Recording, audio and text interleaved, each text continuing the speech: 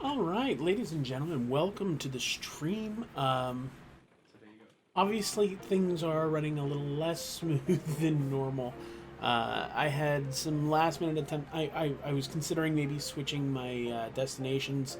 Unfortunately, the runways were just too short, so I had to go with my backup, which was Trondheim, which I'm probably absolutely murdering how it's actually pronounced.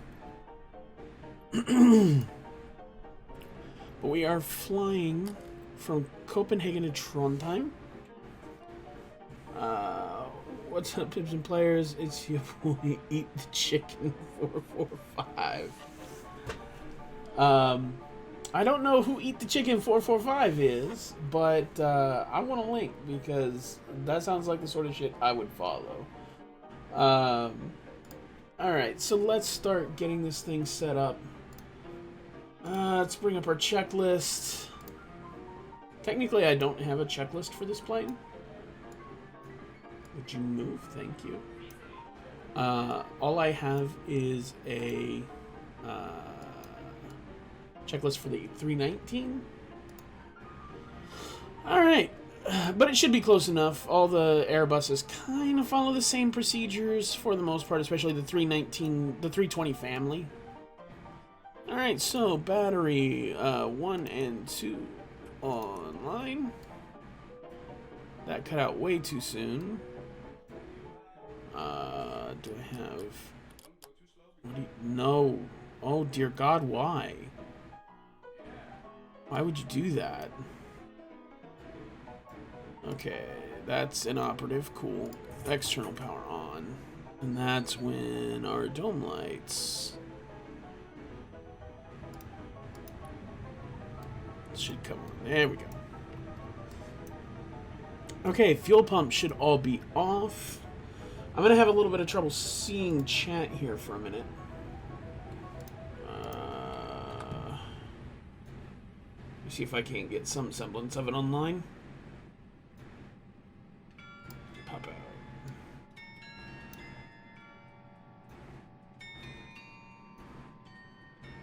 Now, hopefully that'll get me something.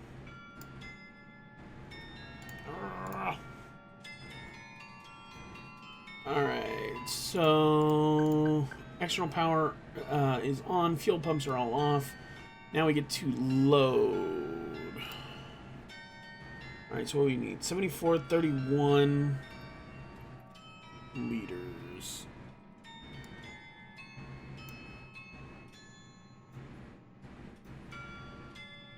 No, wait. Kilograms. We're measuring this in kilograms, I believe. No, liters.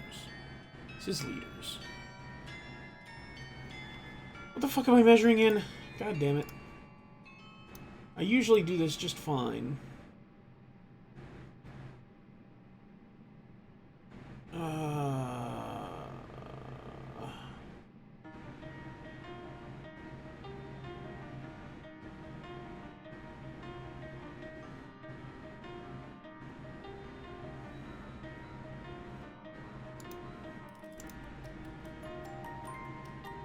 Okay, so it's in kilograms.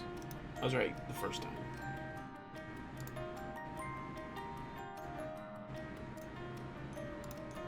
Okay, so this is in kilograms, 7631.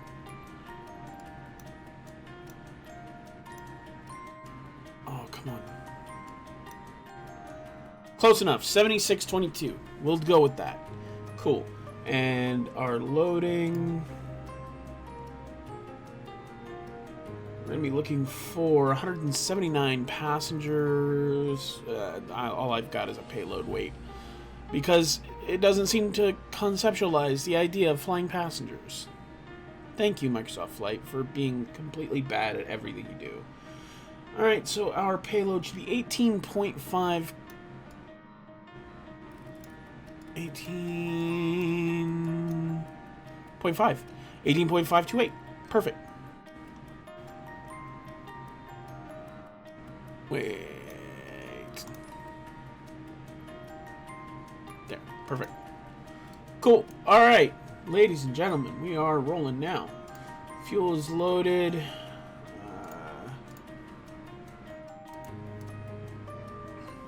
Oh dear God, this zoom is weird. I don't like the fisheye on it. Alright, APU fire test. Is there a way to look at all these? This is the problem. Like, in the real thing, I would be lifting my hand up here to fire the thing while I'm looking at all my displays. There's not really a way to do that in the simulator. Okay, APU master on. APU start when I get the flap open message. Let's go ahead and increase our brightness just a little bit for the moment while we're setting up. Flap is open. APU start. Let's turn up our integrals.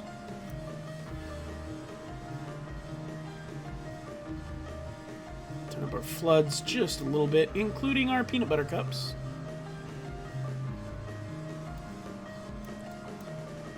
I want to turn down this flood. Oh no, that flood. I don't need.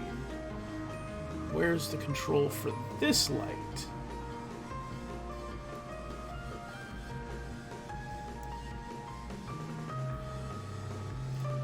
Of course it's an operative. It's probably this flood. Yeah, that's it. Cool. Alright, flap lever. Should match the ECAM. Speed brake retracted. Probe and window heat is not needed. APU bleed can come on. Air conditioning panel, no white. Cross bleed is set to auto. Air conditioner temp is fine. Generator 1 and 2 fault lights are on. External power can come off. All other lights off. All ventilation lights off. Preliminary pre-flight procedures complete. Let's start our pre-flight. Alright, ADIRS 1 on battery. As soon as that fades, we can turn on the second ADIRS and third. Perfect. Strobe lights to auto. Wing lights on. Nav and logo to system 1 or 2. Seatbelt lights on. No smoking light to auto. And our emergency exit lights are armed. Landing elevation is set auto. Pack flows are good. Fuel pumps can all come on.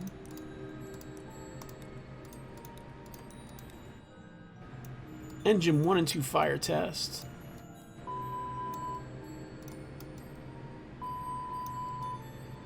Perfect. And now we need to... Radios are already on.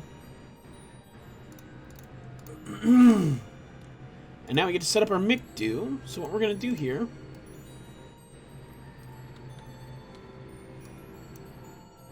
Alright. So if I remember correctly, we should be able to... I think it's AIDS... No.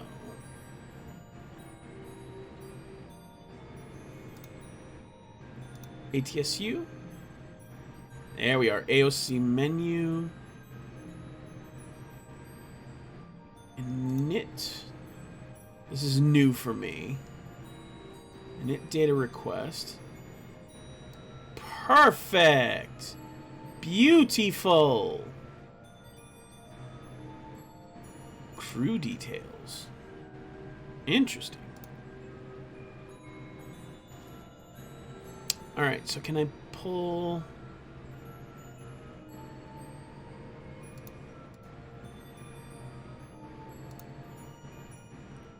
Can I pull my...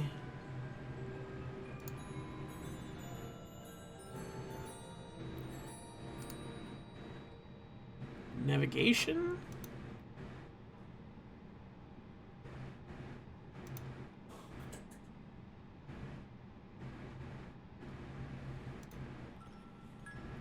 Does it have my flight plan? It does not have my flight plan.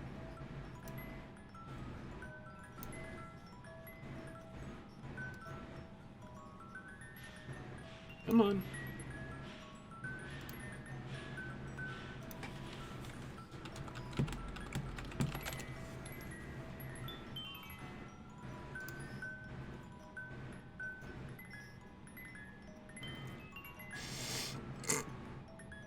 That's fantastic to have all this data here very easily. Link McDo. Dispatch, flight is inoperative. There's a lot of this that's just inoperative. You know what? One thing I do want to do, let's go ahead and change the time. I don't like flying too much in the dark. I want to be able to see all this fantastic scenery that they give us. And it looks like our jetway is not connected. Does this do anything? Nope, it does absolutely nothing.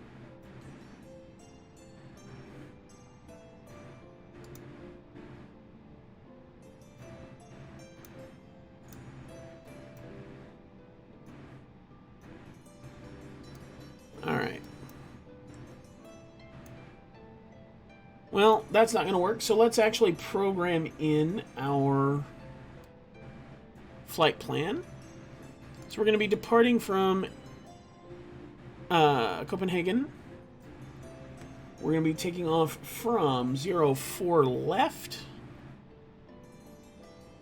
And we're going to take the Vedar to Echo departure.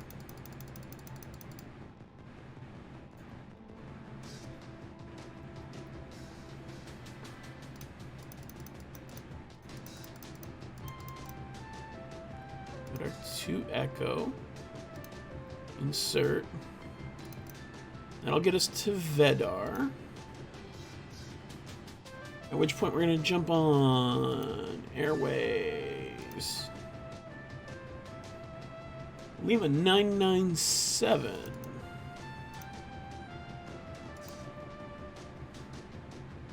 To Lasley.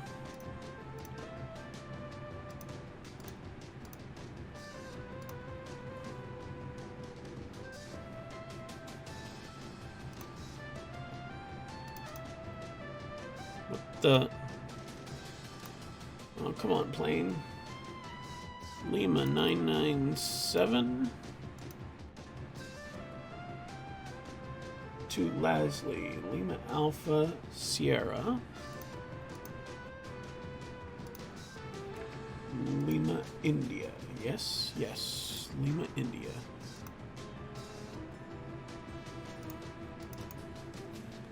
Come on.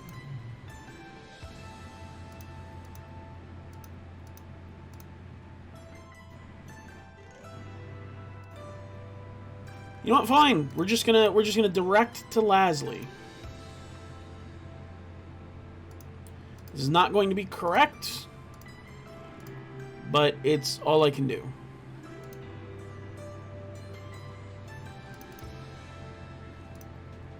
Because it just does not want to take that. It just doesn't want to take that.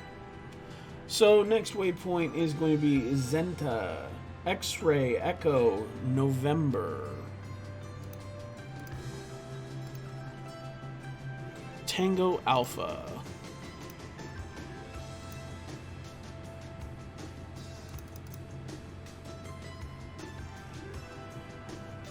Why did you add Lasley again?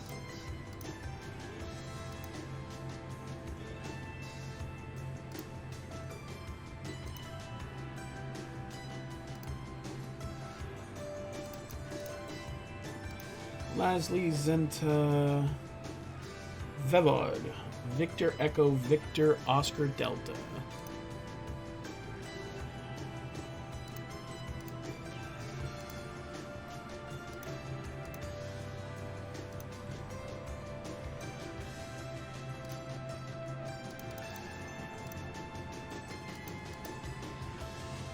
And then we're going to arrive at ENVA.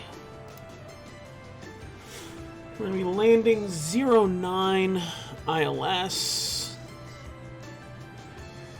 We're going to be coming in via the VVOD 1 Lima. Arrival. No via. No trans. Insert.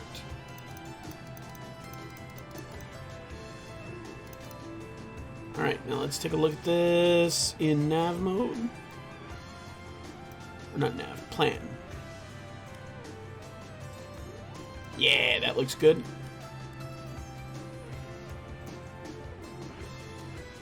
Alright, so next up. Our cost index is going to be 8. Fuel, cruise level is going to be 380.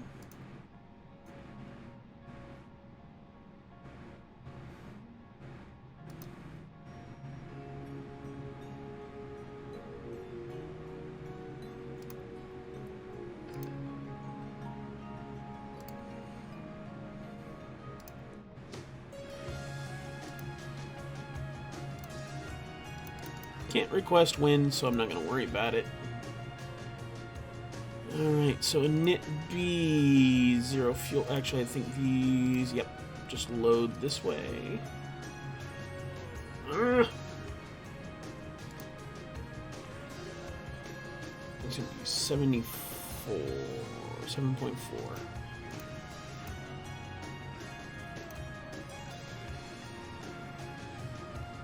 Perfect. Performance V1.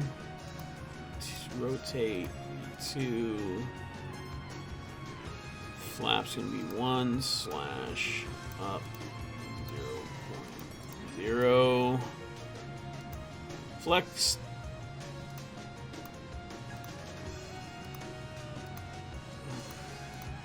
It didn't actually change anything, dipshit.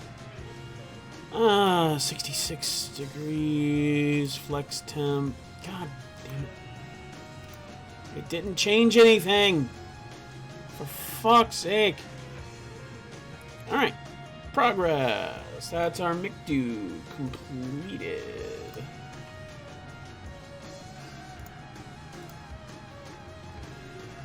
Alright, so pushback and start procedures. We're going to set our altimeter, which it looks like our weather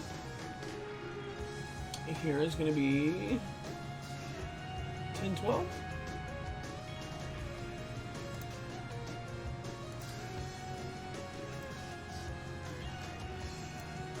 Perfect.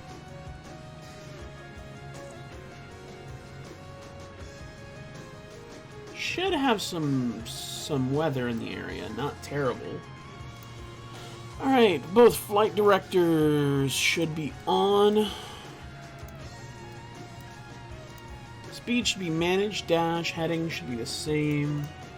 I'm going to set our altitude. Come on. Come on, you little shit. To 38,000 feet. Perfect.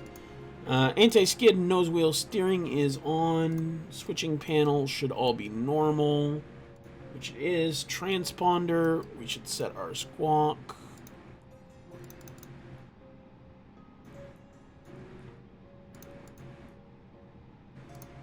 And our beacon can, well, I can also turn that on auto. And beacon come on. Let's see if this fly pad can actually handle pushback. I don't have high hopes. Where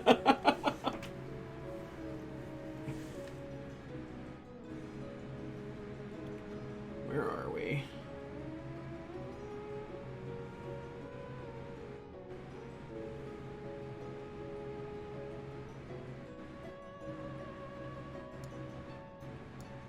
Come on. There we are. Okay, so I need to come back tail left.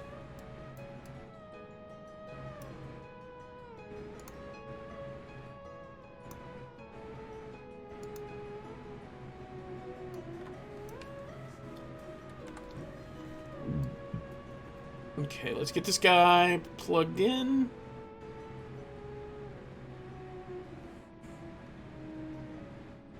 Once he's got a hold of us and we start raising our nose,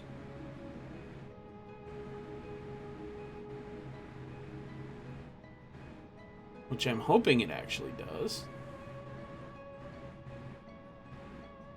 See, there's no communication in this. This is why I like the pushback procedures in X-Plane better. Better pushback doesn't... See, he's already starting to push us. Doesn't bother telling us to release our parking brake. Alright. Engine 2 starting.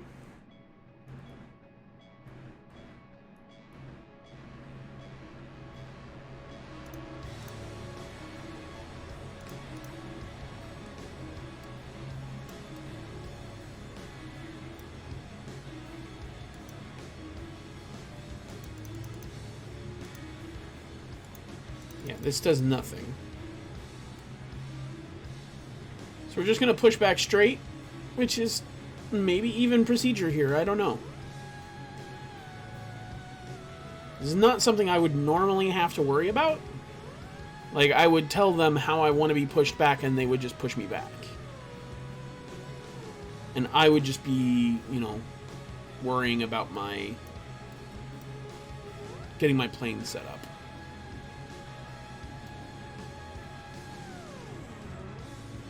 Okay, that's positive start, engine 2, starting engine 1.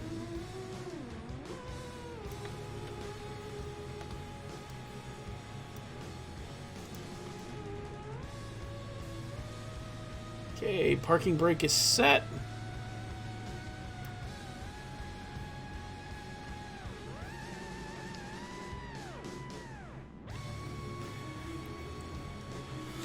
Oh boy. So we're going to be taxiing Yankee Alpha.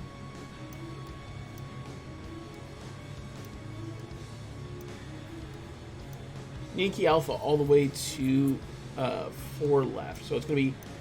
Technically, it's going to be Yankee Alpha, hold at runway 12. Then Alpha to 04 left.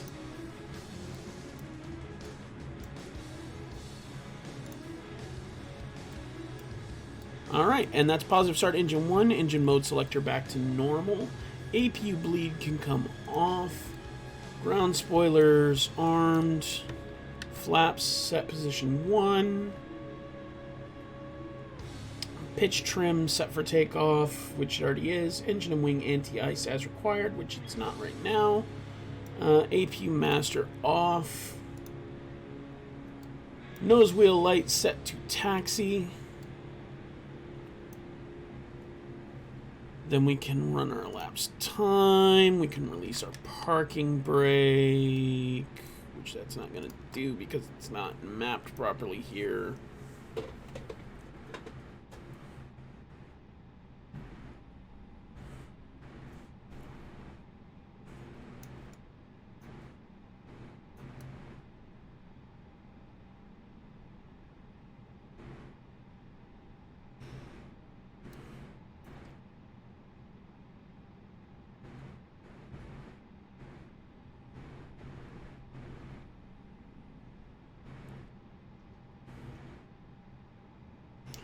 I think this is... No, this is not Alpha.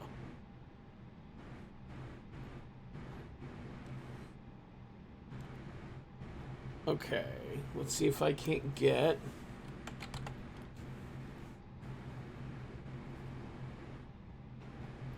Oh, this thing is so weird.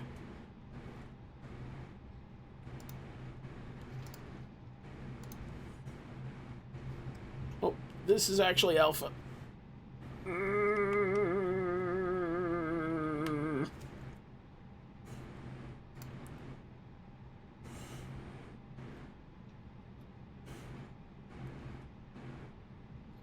I don't know why this push tug is on the taxiways. We're gonna ignore it.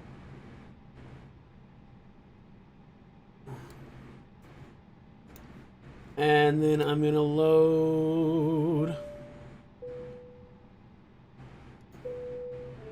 Cockpit. This is your captain. Thank you for choosing to fly Iraq Tech this evening. I'd like to take this opportunity to remind you of a few things. Our AV system isn't working today, so we can't show you the $2 million safety video that an ad agency did for us. But since very little of what that video tells you will actually save your lives, I'm going to do it instead. Here's the big thing to remember. If we crash or make an emergency landing, statistically speaking, 95% of you will survive. If it's a serious crash, 55% of you will survive. So if this plane is going down, concentrate, because your life may depend on some smart decisions.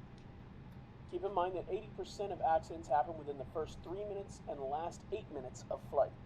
So that's when it would be wise to keep your shoes on and put your laptops away and stay focused. The safest seats on this plane are over the wings closest to the emergency exits. If you're not in one of those right now, here's what you can do to help ensure your survival. Look where your nearest exit is. Now count the rows between you and that exit. If the cabin was full of smoke, or upside down, or full of smoke and upside down, how would you get to that exit? Take a moment to visualize yourself doing that right now. Now look at your seatbelt. I know all of you know how to use it, but that's because nothing is making you lose your shit right now. It's common for people in emergency stress situations to try and open that thing by pressing a button that's not actually there, like the seatbelt on your car. So take a moment to imagine yourself lifting that flap in an emergency. In fact, do it right now, just to get used to the motion. Emergency evacuations on the runway are more common than crashes. In the event of something like an engine fire, we need to get you all off the plane in about 90 seconds. This means you need to leave your fucking bags in the overhead bins and get off the damn plane in a quick and orderly manner. Those bags will bring the evacuation to a virtual halt. My first officer and I will be trying to get off this plane, and the last thing we want is to be cockpit blocked by your roll-on. Now, you're probably well aware there's a life jacket under your seat, but forget about it. They're less likely to save your life than those little airline pillows. Sure, there was a famous 2009 emergency water landing on the Hudson, but there were boats on hand immediately, and nobody actually needed the life vests. There was a flight that ditched in the Caribbean in 1970 where 40 lives were likely saved by the vests, but there was also one off the coast of Ethiopia in 1996 in which many passengers put them on too early and couldn't get out of the flooded fuselage.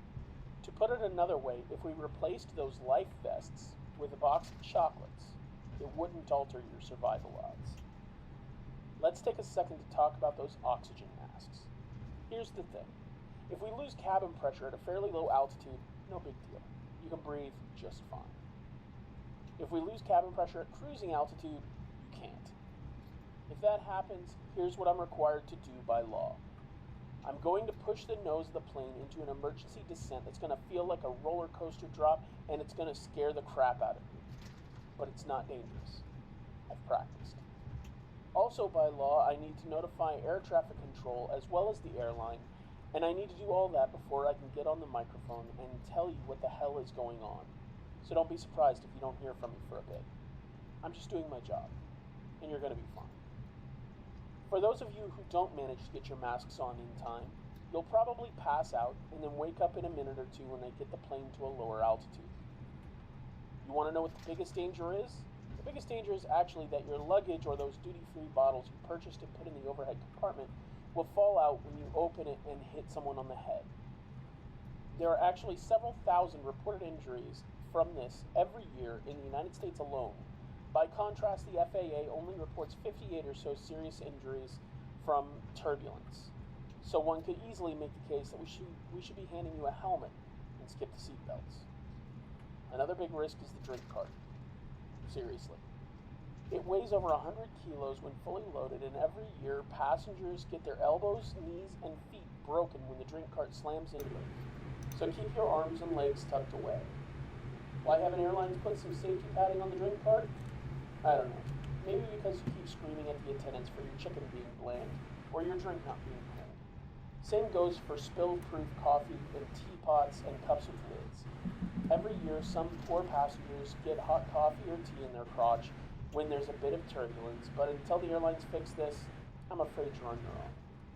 Now, you're probably wondering, how can this bucket of bolts stay in the sky if we can't get the AV system or the latch on your tray table to work properly? To be honest, we sometimes wonder that as well.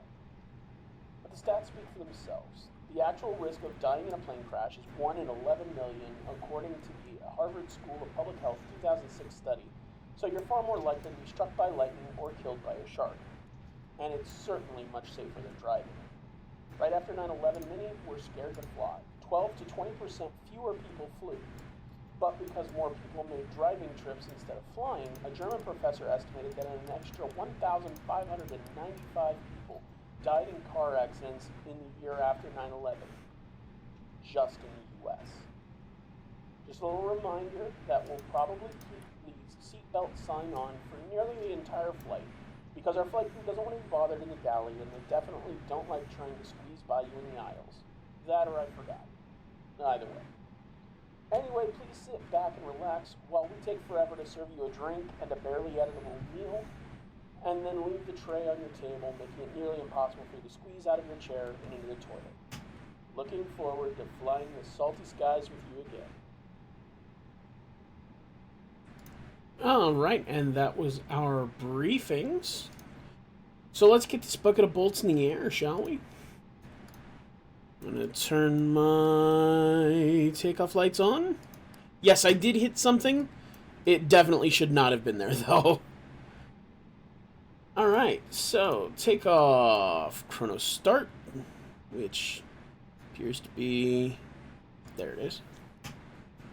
Now let's stabilize at roughly 40%. 50% is good. Alright, stabilize. Let's go for Toga, I guess. They don't want to set for flex? Fine.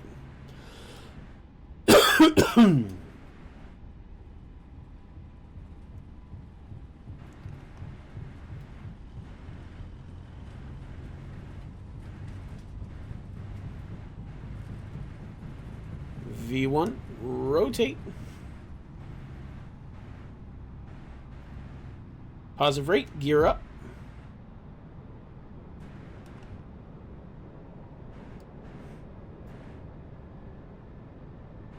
You get over 400 feet.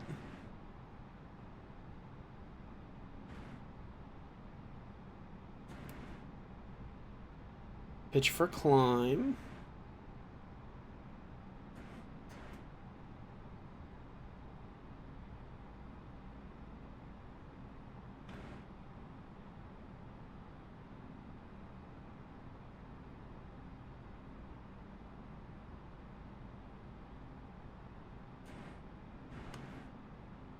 Okay, we're at 700 feet. So let's go ahead and turn on our autopilot.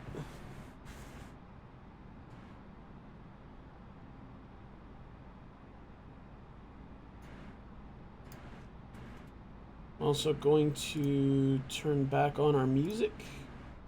In-flight entertainment is important after all.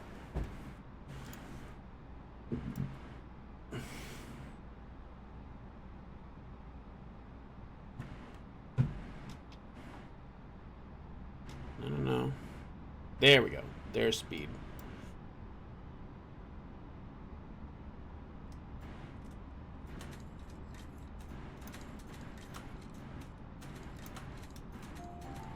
And gears up. Ground spoilers can be disarmed.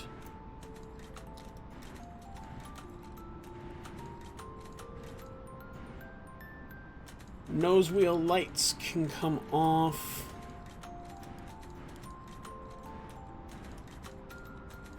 And wait, turn-offs can come off because those are also on the gear.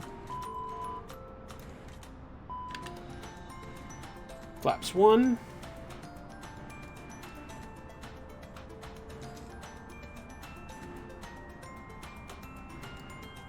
If we start coming near any of these clouds, I'm going to turn on anti-ice.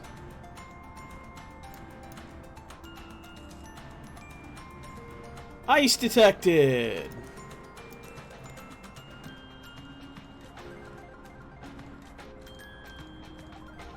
Let's turn our engine mode over to ignition.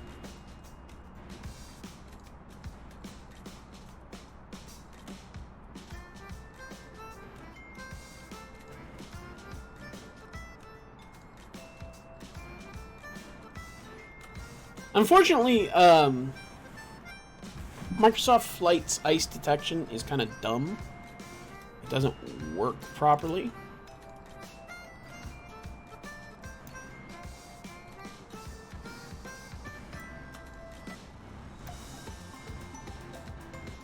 What is the issue? I tried setting it to standard. Oh, what is going on? Let's climb. I didn't tell you to go to 5,000 feet. I said to go to 38,000 feet. Come on, Microsoft Flight. You can do better than this. And we're back on the ascent. There we go. I swear, I should just fly it manually. Like, do an entire manual flight someday. Maybe that's a goal I should put up. For channel points.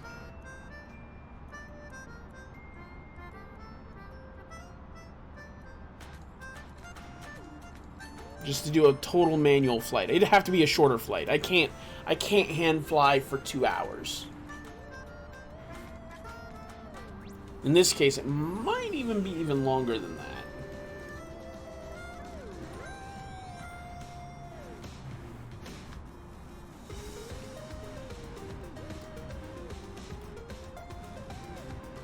I will say, they did nail the look of the clouds, for the most part. Not entirely, but I have seen some badness. That is not something I'm seeing right at this moment. Like, I think we flew a couple days ago where we could definitely see the problems. Also, I think I saw... Yeah, you did a host. Thank you so much for that host, man. Let me throw a shout out for you.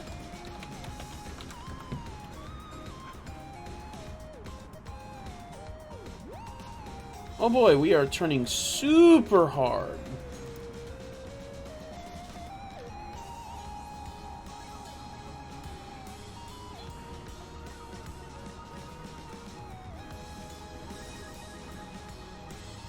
Yeah, they still haven't fixed this logic at all. That was a super hard bank, and we're just really early on the turn. If we're going to bank that hard, we should not bank until later. If we're not going to bank that hard, which we shouldn't, then we should probably start at that time, just not bank as hard. But it wants to bank at, like, what was that, 45 degrees? I wasn't able to really look at this because I was too busy bitching about it. Okay, landing lights can come off. I'm still going to leave the seatbelt lights on because of these clouds above it. Actually, those seem to be quite a bit above us. I can release the passengers, I think. No. No, we're definitely going to go through those clouds here in a second. Once we're up above these clouds or at 38,000 feet, I may release the passengers.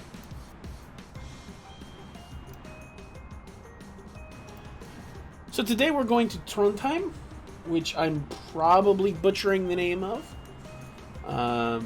So we're going to Norway. We're continuing a European tour where we're basically just going a little bit of everywhere. I'm thinking my next stop might be Faroe Islands. Don't quote me on it because it's a very, very tricky approach. And I'm not sure that I'm up for it yet. But I'm going to do some research. I'm going to probably fly a test approach a time or two, see how it goes. If it goes well, then we may do Faroe Islands next week. If it goes very badly, I'll pick a new destination. Or if it goes comically badly, I may just do it next week anyway.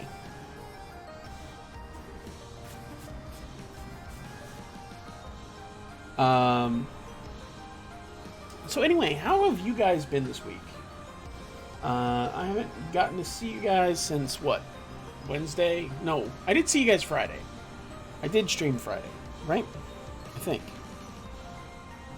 I am very scatterbrained, guys. I'm sorry, I did not get much sleep last night or the night before. So yeah, just let me know in chat, how are you guys doing? I'm going to go ahead and start a stream, Raiders, and hope that people join in.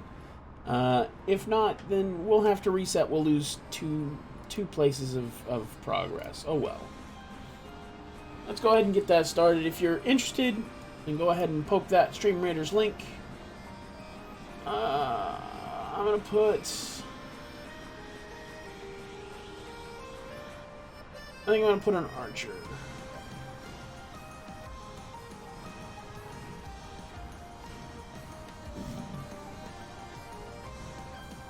So we'll see how that goes. Thank you guys so much for taking part in that. Thank you for taking part in the stream, for just being here. Again, with the banking super hard. Guys, this isn't necessary. Why are you banking so hard?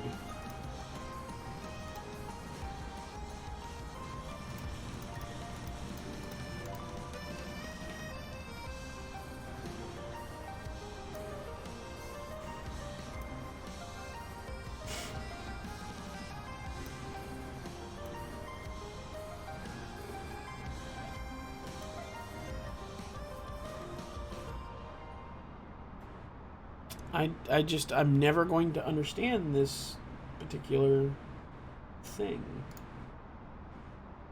Let's take a look at the live map.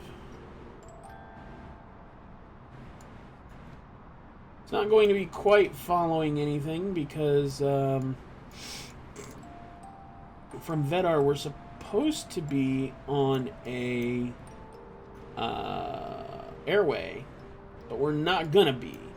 We're going to be going direct to Zenta.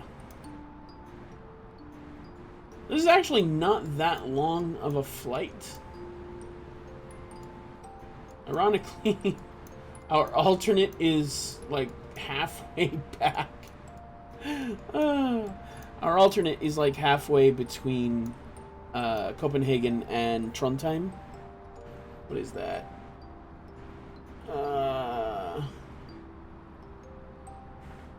Jessheim? Maybe? What is this? Come on, let me zoom in. Lazy bastard. Yeah, this doesn't tell me the name of the airport.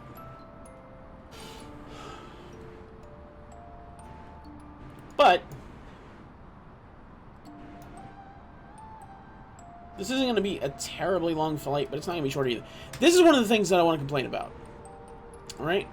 You can kind of see how things get hazy in the cockpit when we're flying through clouds. It's actually displaying the clouds in the cockpit. At least to some degree. There is a little bit of occlusion. Just like you can also see the backlight here when it's nighttime and you have the gear lights on. You can, for some reason, still see inside the cockpit. No idea why. Okay, so we get another, let's say, 3,000 feet up, and I think I'll be good to release the passengers.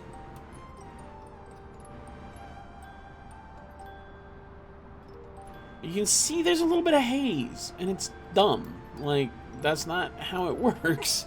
The interior of the plane is sealed. There's no... The vapor from the clouds is not getting inside the aircraft.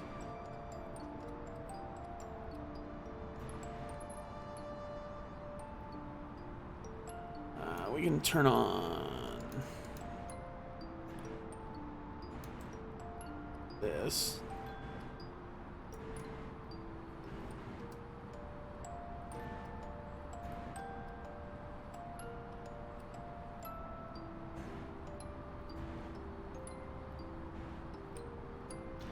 We seem to have a really shallow ascent. I'm not thrilled with that. But it must be because we're heavy. We are a little bit heavy. I think we're near our max operating weight.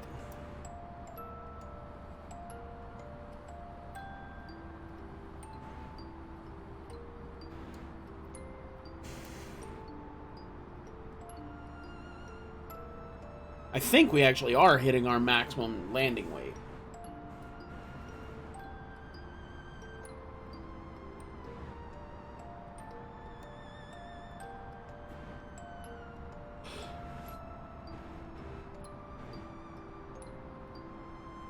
Oh, sorry guys. Like I said, I didn't get much sleep. I just did not sleep well at all. I tried to lay down, tried to sleep early, it did not work.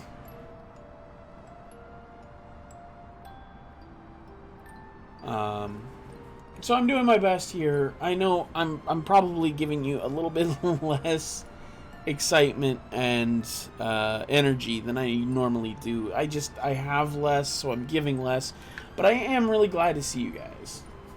I'm glad to be able to be here again and to show off the plane. There have been some minor updates. I am not sure what they are. I did not have a chance to look that up before I took off, because I just updated the aircraft, like, probably a little over an hour ago now, but just before the stream started. So, yeah, that was really not too long ago, and I didn't have much time to read through the change logs. There have been some changes in on-air also. It's your boy Eat That Ramen again. You better eat that ramen. Did you see we do have some stream raiders up? I don't know if you saw the alert, but there's your link. But yeah, check out your boy Eat That Ramen 447. Pardon me. Now we're on 445. I don't know. My brain is soggy shredded wheat right now. Alright, so I'm going to go ahead and release the passengers because I don't see any more clouds in our way. I'm going to turn off our anti-ice. There's really not a need for it when we're this high up and there's no moisture in the air.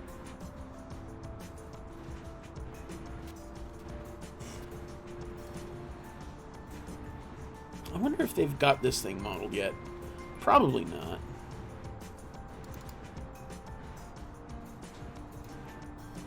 Yep, in up. I think they're planning to have it actually able to print off things from this printer here. Ooh, this is open. Make sure that's locked. That's bad procedures.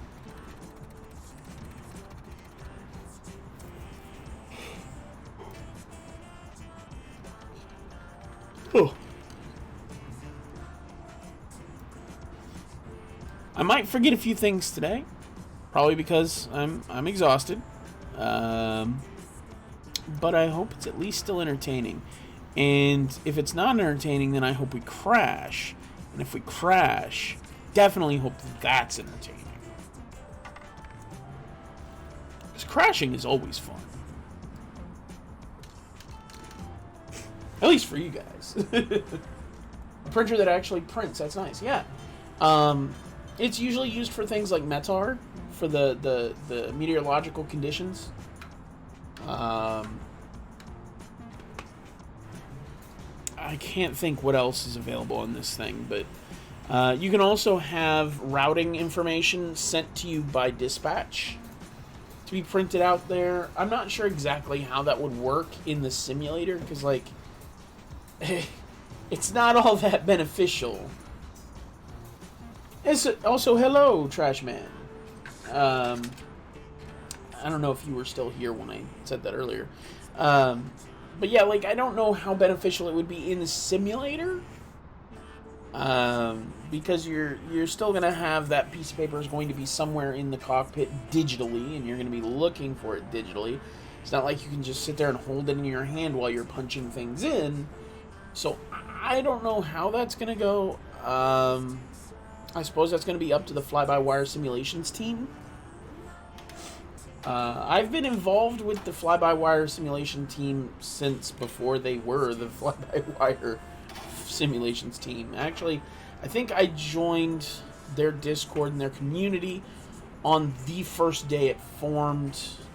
No, second day, because the first day I was in a different community that was also developing for the plane that got absorbed into Fly-by-Wire. So this FMG, the MCDU here, all this programming is done by a team that I got in with on day one. Like how it says I'm playing X5. Fuck me. God damn it. I gotta fix that. I'm so sorry.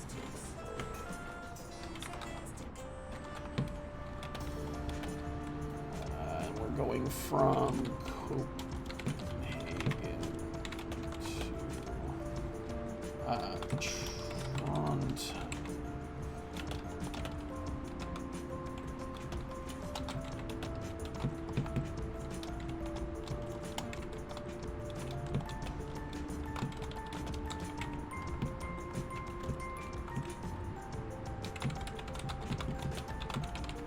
Thank you so much for telling me about that, Trash Man.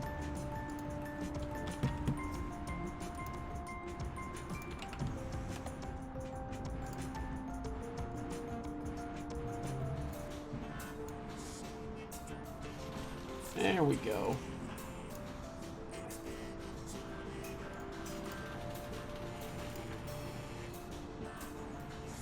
That should be fixed. So Mega Man X will be tomorrow. Which we should be finishing up X5? I think 5. We were playing 5, right? Like, I was right at Sigma on 0. Yes, now we're flying a plane. Unfortunately, I had to abandon fighting Sigma at the very end because I was starting to get the rhythm of him. I was starting to figure out what I needed to do and getting better at doing it. But unfortunately, my roommate was starting to stream and I wanted to raid her. She's a VTuber named Endearing Chaos. Or in X6, okay. Whichever X we were playing. And then we're going to move on because I was so close, but I wanted to raid her, and I didn't want to miss the entire stream. So I sent you guys over there blue-balled because we never beat Sigma. So we're going to do that first, and then we're going to move on to the next Mega Man. As we're approaching the end of the Mega Man X collections, I think what I'm going to wind up doing is circling back and doing the classic Mega Man Legacy collections. Now, there's only one of these that I've actually played.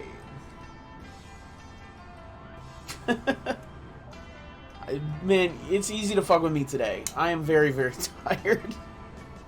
I think I got maybe 2 or 3 hours of sleep last night, and I caught like a 45-minute nap.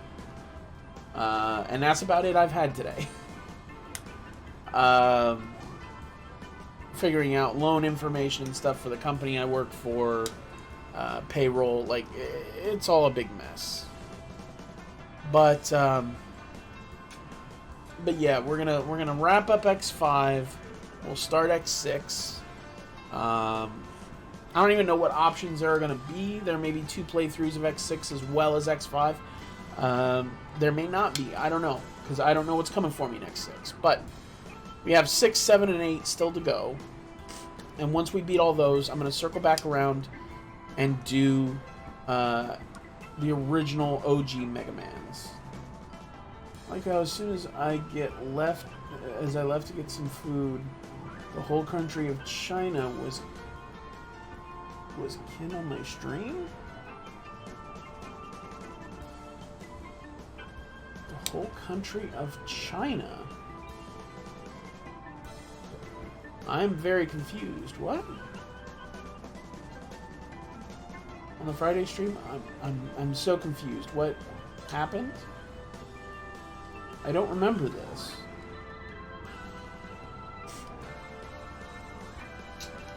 If you're fucking with me, I swear to God, I will ban you. I'm not gonna ban you, but I will say I'm gonna ban you.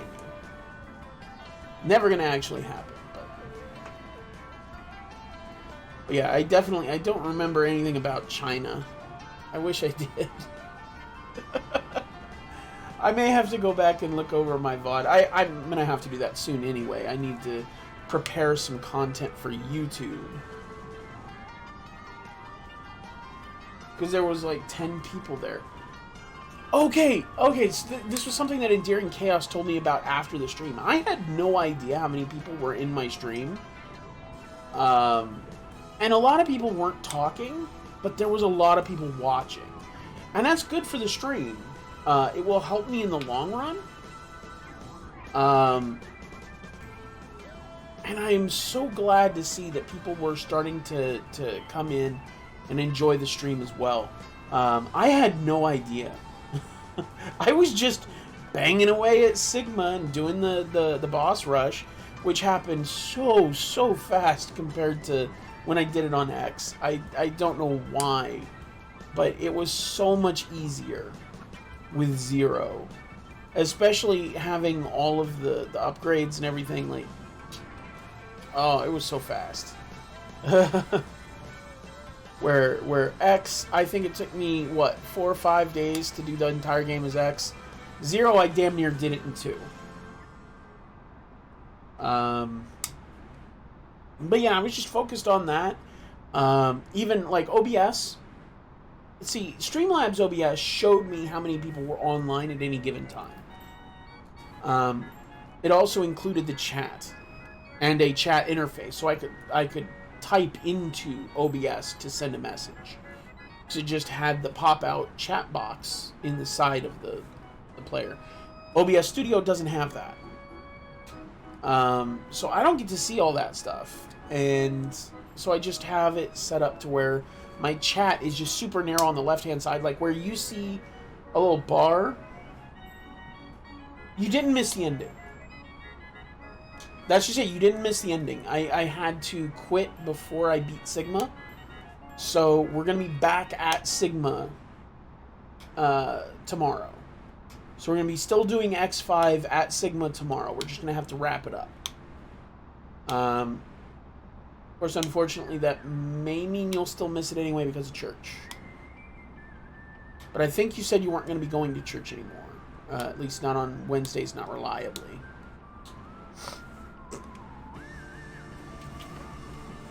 But if you're available tomorrow, we're going to be banging out the end of X5, which I was getting much better at. I was figuring out the pattern and how to move. I never had to do that on X because with the ultimate armor, I could just do the Nova attack thing where he just zoom, and just ignore everything. Because he's invulnerable, and he does a ton of damage just diving back and forth. I never had to learn how to actually fight Sigma on X. But I am having to do that on Sigma, or on Zero. Church is a weird thing, so I may or may not. Well, I do hope you're able to come. If you are, you'll be able to catch that ending. And then we're going to start into X6. Friday is definitely going to be X6. Unless I'm just god-awful at fighting Sigma and it takes me another whole-ass day to beat him. It did do that in X4. In X4, I did have to take several days just fighting Sigma on Zero to get the feel for him to be able to beat him. And even then, it was still luck. I did not like Sigma in X4. Specifically, the bottom left head. Everything else was fine. Everything else was just a matter of figuring out the pattern, knowing how to dodge, etc. With the bottom left head, I still, to this day, do not know how to evade his damage. I can't do it. The only thing I can think is if they intend you to dash cancel. If they intend you to dash cancel, then you can evade some of the damage, but not all of the damage, because you can't predict or bait whether he's going to do the suck or the blow. If he does the suck, it's easy. You can deal with suck easily, which usually is a sign that it should be baitable. But I tried figuring out how to bait it, and there's no positioning myself in such a way that it triggers him to suck every time.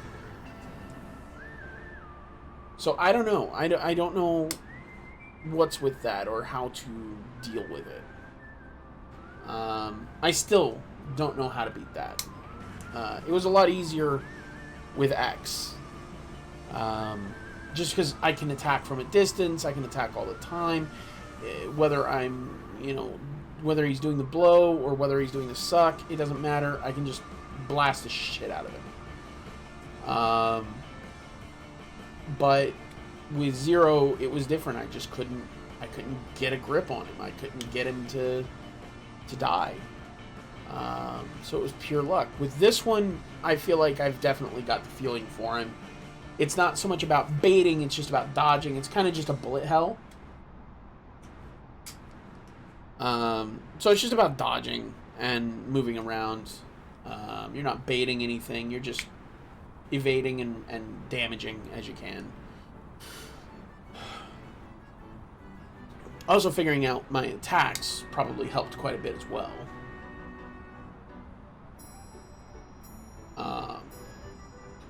But yeah, like,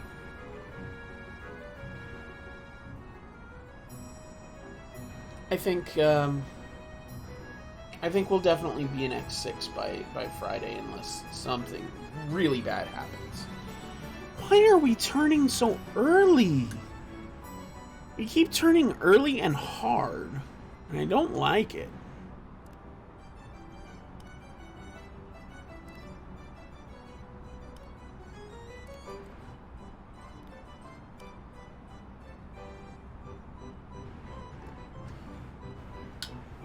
It took me like 2 days to get to Sigma. In X5? In X5, it took me a day and a half to... It didn't even take a half a day the second day. Really, the second day was just me getting all of the collectibles and then attacking Sigma. So, I don't know that I would say it took me 2 days to get to Sigma. I spent a lot of time on Sigma. And honestly, I think this is probably... Yeah, I think I would say it's the easiest Sigma of all of them that I can think of right now. There doesn't seem to be anything that I consider, like, bullshit. X1 Sigma had the super fast lightning balls, which were difficult, and then he would do the little bait and switch with the flame breath, where he's doing the flame breath, and then he'll do the lightning bolts off the paws to make sure you're not standing above or below. So it gives you very narrow dodging capabilities. With X2... With X2, you had Wireframe Sigma, which started teleporting around like he didn't exist. Shadow Devil. Oh my god, Shadow Devil was a pain in the ass. Oh, I hate Shadow Devil. But here's the thing, you fight him on X as well. Like, you have to fight him either way. And he's kind of bullshit either way. I think he's the biggest bullshit. I think Sigma is by far and away easier than Shadow Devil. He can kiss my ass. Oh, he makes me mad. I don't think Shadow Devil was fair. Black Devil wasn't fair. Like, I get that it was a... Okay, so the Black Devil was a recreation of the Yellow Devil from, what? Mega Man 2, 3, something... 1, maybe? I'm not sure. It was in one of the OG Mega Men.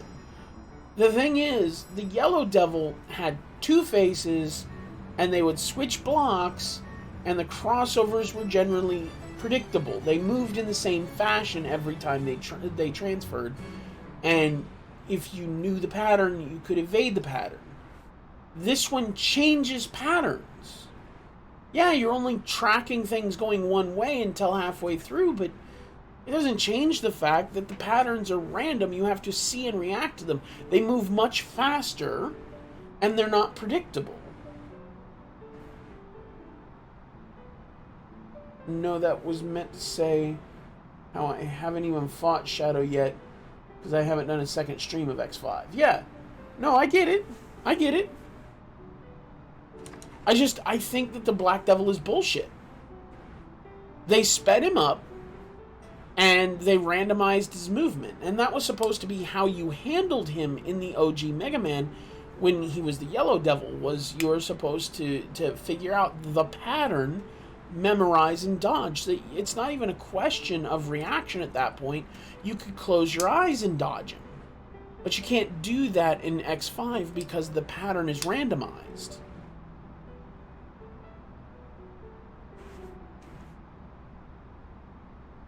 You get what I'm saying?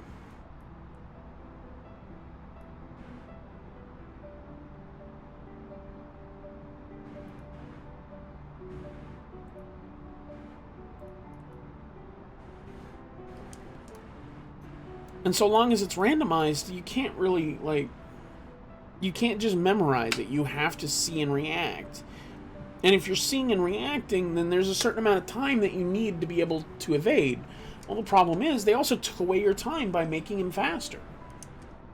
Meanwhile, JPEG Sigma is just, he throws out his balls and you kill his hands. That's pretty much it.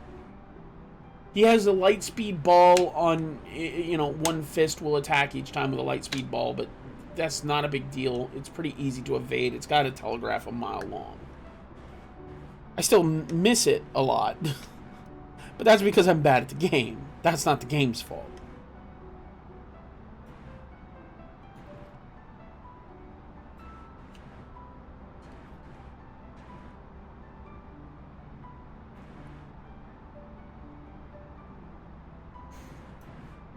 Alright, I need to start looking at charts.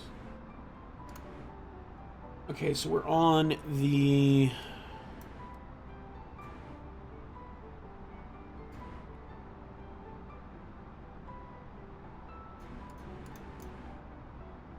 Fuck.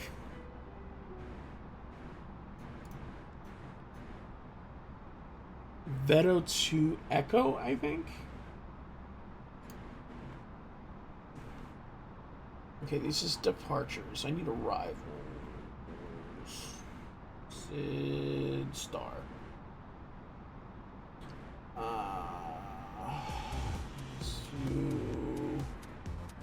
So Vedod 1 Mike for runway 27. Vedod 1 Lima, that sounds familiar. Runway 09 Arnav.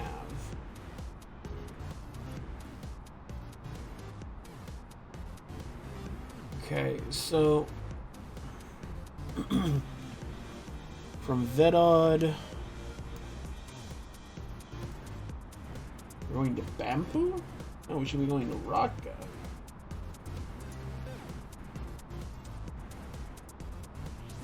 Landbo.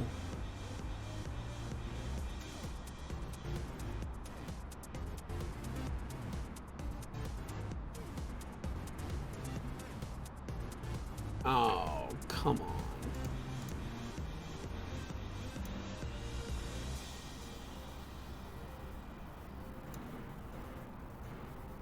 Okay.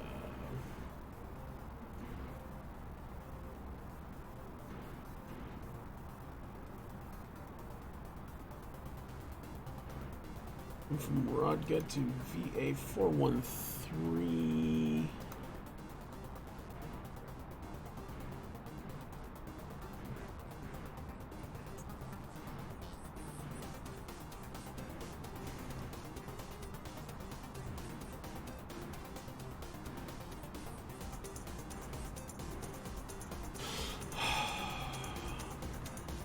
Let's go to native.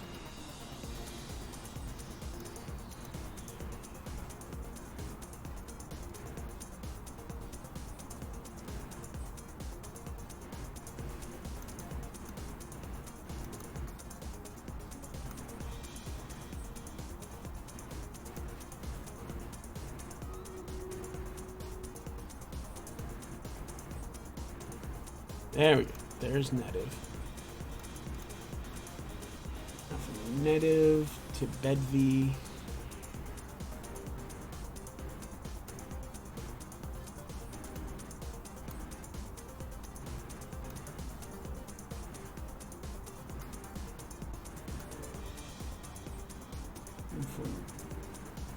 Oh. So I'm going to have to kind of hand fly this arrival at that point.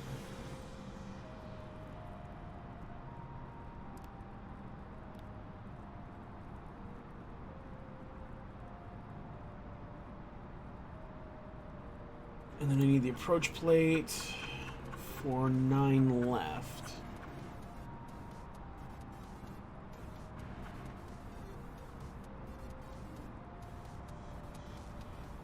ILS runway 9, yes. Okay, so we're intercepting at 1,800 feet. You'd be at 2,900 at Landbow.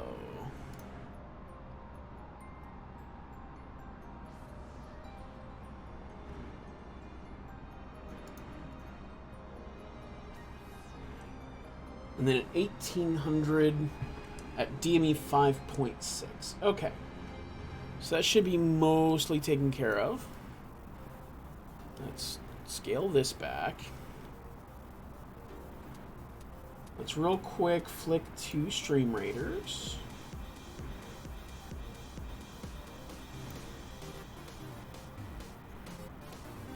And we'll start that battle. And we'll see if I can win.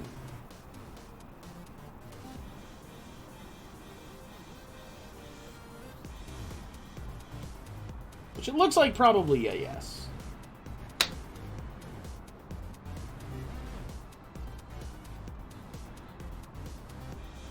That gonna count? Yes! That counts as a win!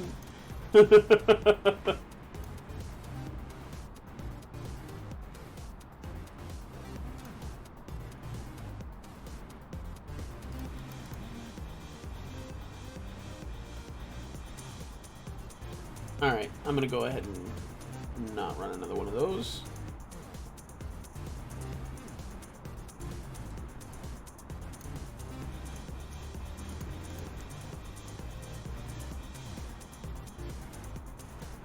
This is your captain speaking with safety briefing number 4. If the child next to you, yours or not, starts crying really loud on the plane, have the flight attendant come up to the cockpit and let me know. I'll simulate a loss of pressure so the mask can come down and you can helpfully strangle the child until he's quiet. And that's just a little helpful information. Alright, 1021 millibars.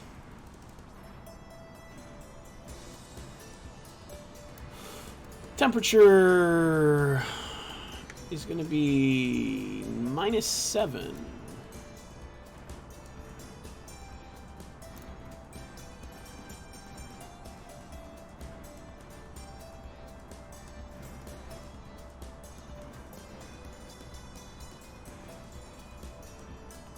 Winds are going to be from 080 at 4 knots.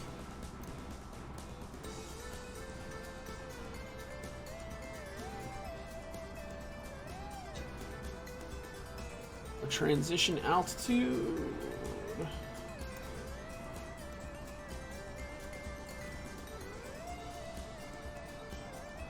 is 7,000 feet.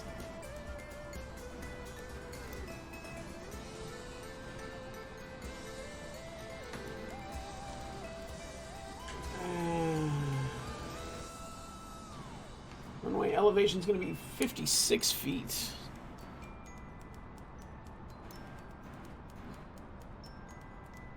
Plug in 256 for our decision height.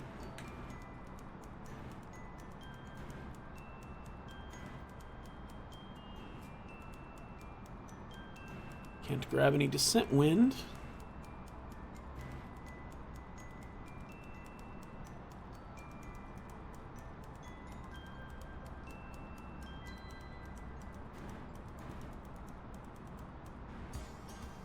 Okay, so let's start our descent.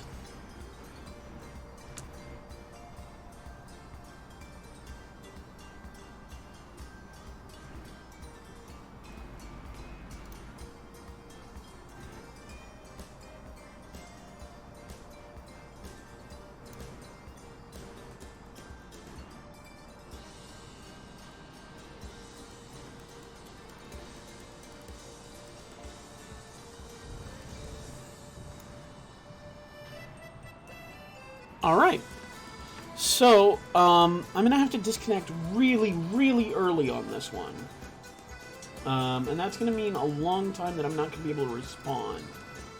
I think now my streaming schedule can go back to normal. I mean, define normal. From what I remember, you had been on a little bit of a hiatus when you came back. Hopefully, you can play X1 on Saturday.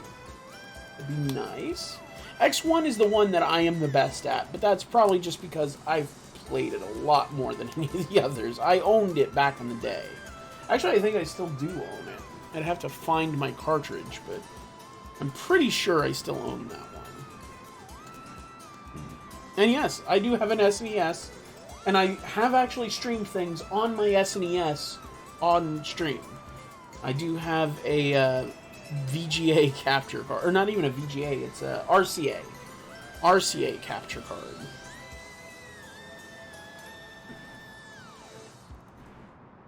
Okay, landing elevation should be set to auto, which it already was, so I'm pretty sure it still is, yes.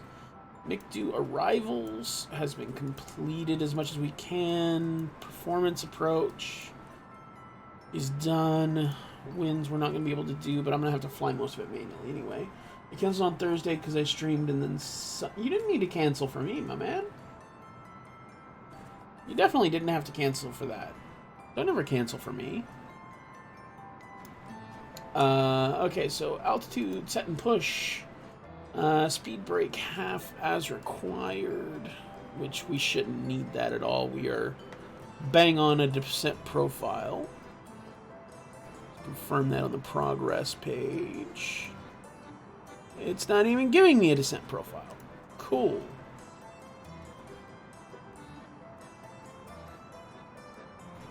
Altimeter will be at 7,000 feet. Landing lights will be at 10,000 feet.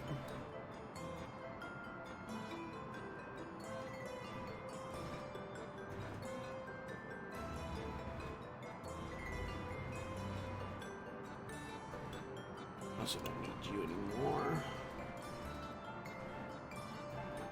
Do I have...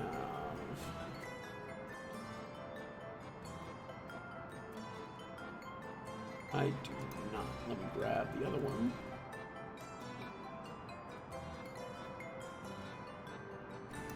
Ah, shit. We forgot to play for you the briefing. So I'm just going to read it now for your viewing enjoyment. Ah, buckets. Spectacles, testicles, wallet, and watch. If the plane starts to fall, stick your head in your crotch.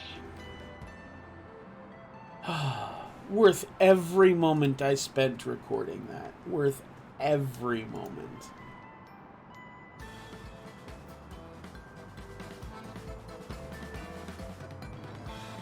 I'm actually going to switch this over. Where's my playlists?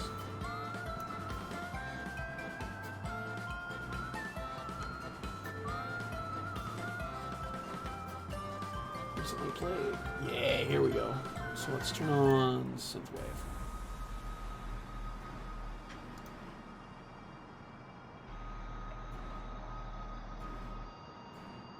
Alright, so I'm going to switch this over.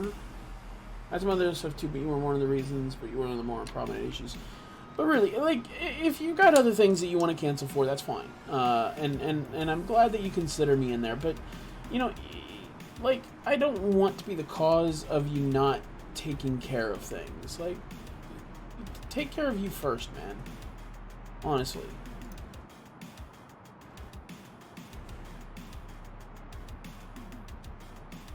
So I'm going to need to circle at a radial distance of 10 miles from Bamboo. Once I hit native.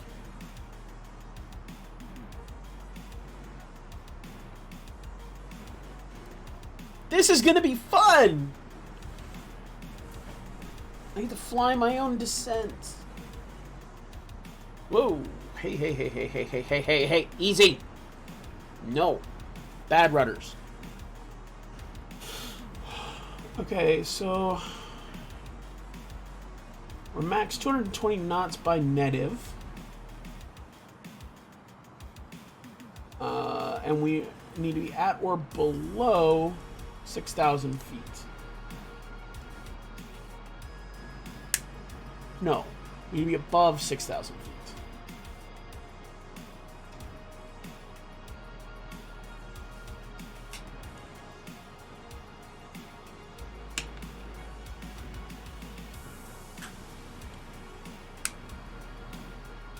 And then it looks like we keep that 6,000 until Bamboo at 4.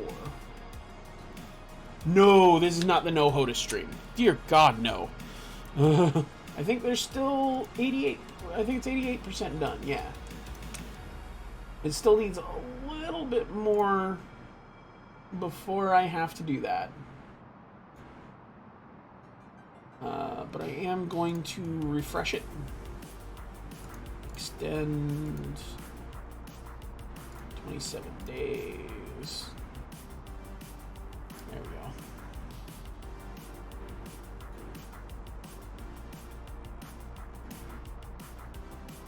So no, this is not the no HOTAS challenge. I definitely still have my HOTAS. I'm just gonna have to fly it manually because the FMC did not pick up all the waypoints along the descent path.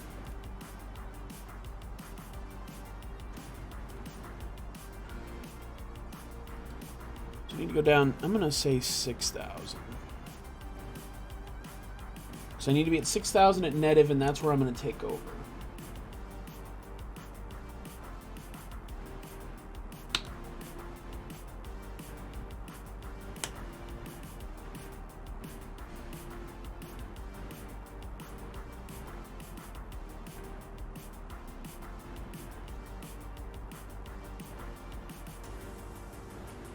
This is beautiful. I will give it that. Like, this is the one thing that Microsoft did very, very well with this. What they did not do so well with is the actual flight dynamics and simulation. But the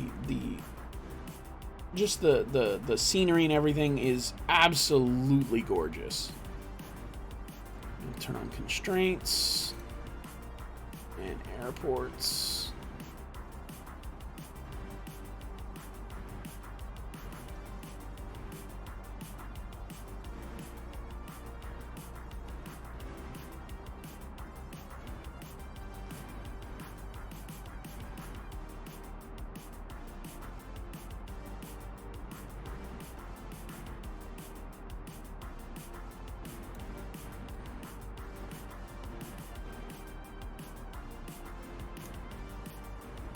So I need, not you, I need this. So,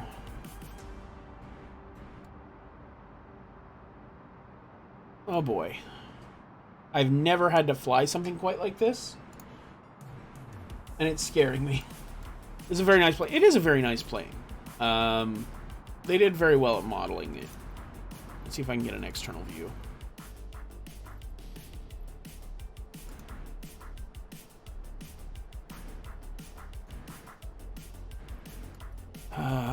Just nothing wants to work.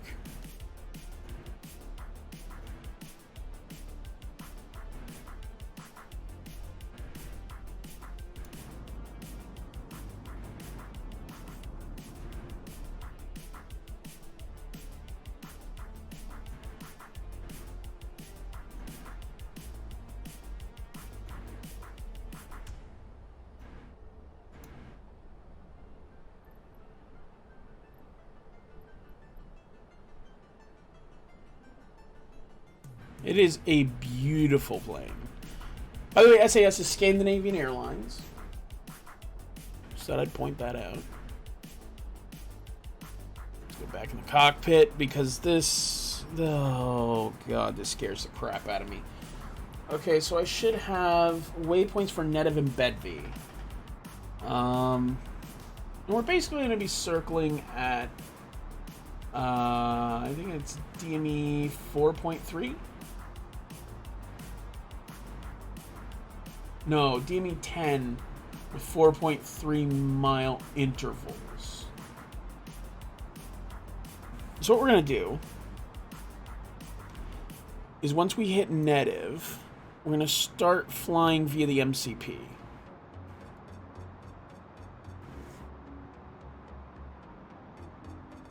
So we're going to hit Netiv, and then we're going to turn left, heading 260. I have to change Classic Stream Day, though? Really? Why is that?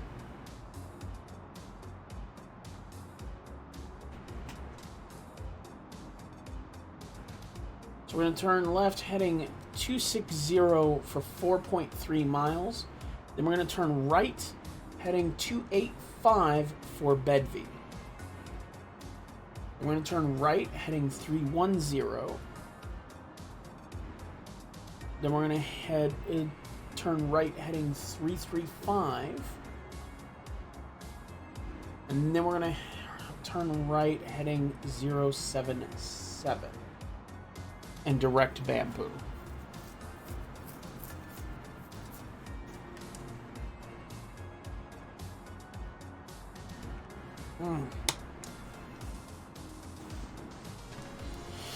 Oh boy. I mean, at least there is actual like snow on the ground.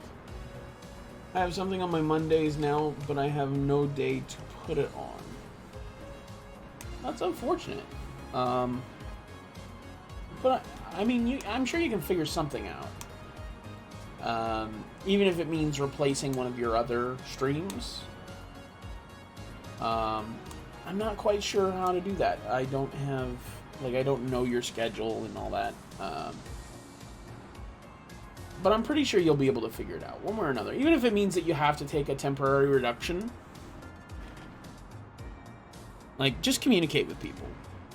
10,000 feet. We're going to turn on our landing lights. Come on, come on. There we go. We're going to turn on our seat belts.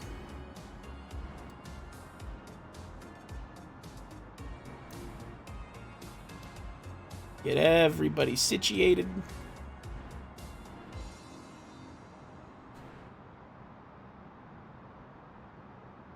Okay, so we should be heading straight right now. So I'm going to engage selected heading mode.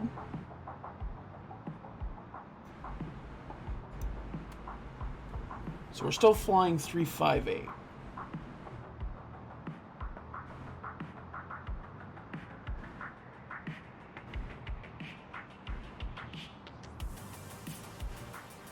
Actually,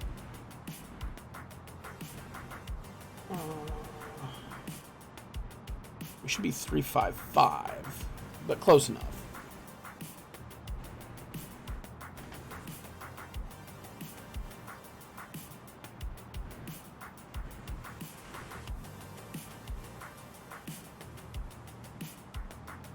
Hopefully this will get us where we need to be.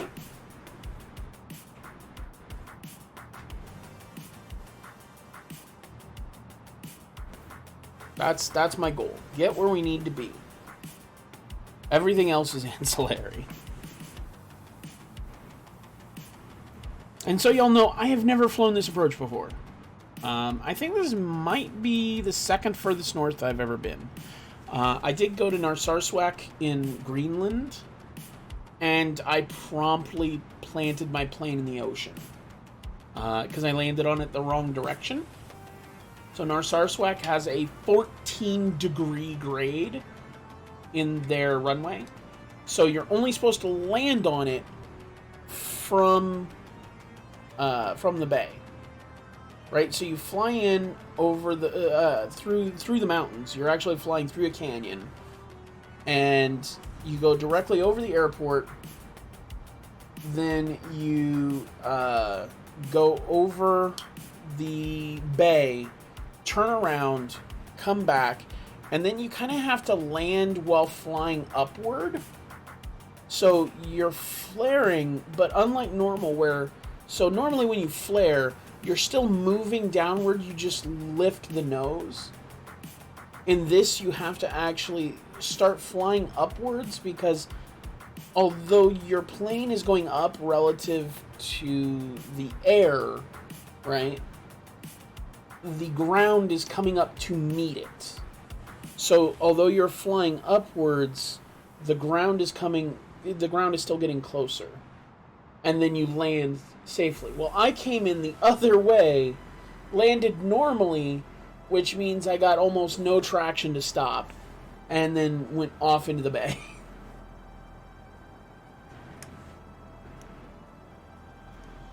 And it was 10:21.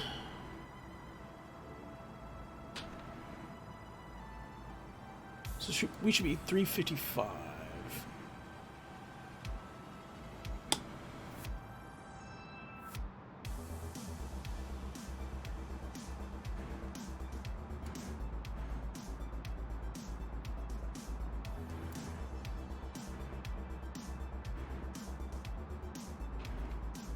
So it'll be 3:55 to Rotka. Technically, I wanted to be at 7,000 at Rotka, but...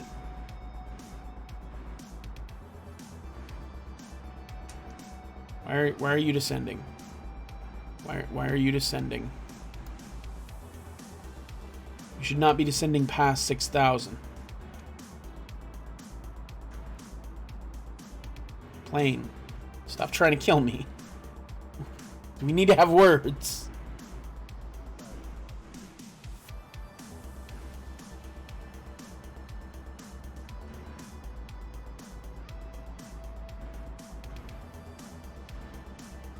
So at Rotka, we're going to turn left heading 305. Then at Victor Alpha 413, which won't appear on my map, I'm going to turn left heading 304. Very slight deviation.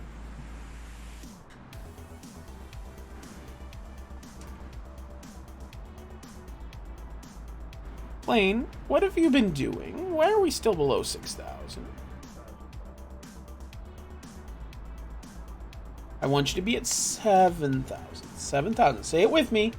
7,000 feet. Say it with me now.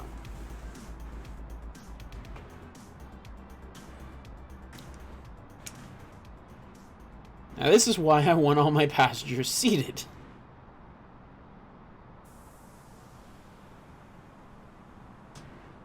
So basically I'm vectoring ourselves.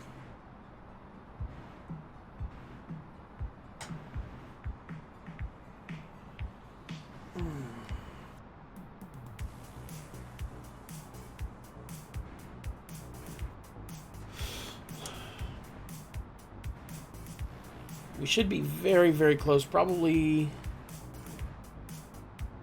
7,000 feet. Exactly. That's exactly where we need to be. And it seems like the plane has finally figured out what 7,000 feet means.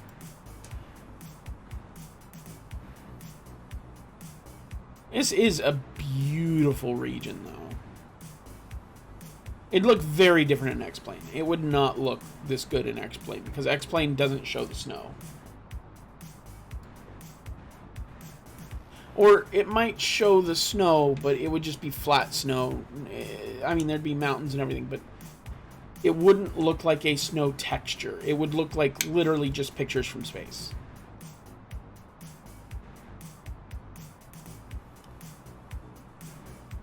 So I'm guessing we're maybe, I don't know,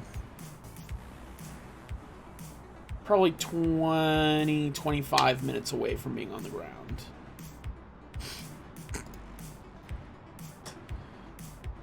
That's my guess. What does this say my ETE is? This says 16 minutes, so yeah, 25 minutes, I'd say. 25, 30 minutes.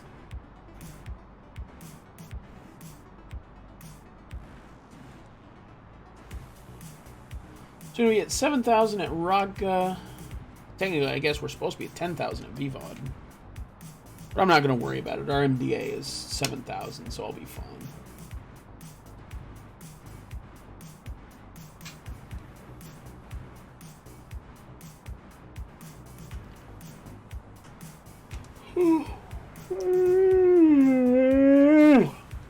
Sorry.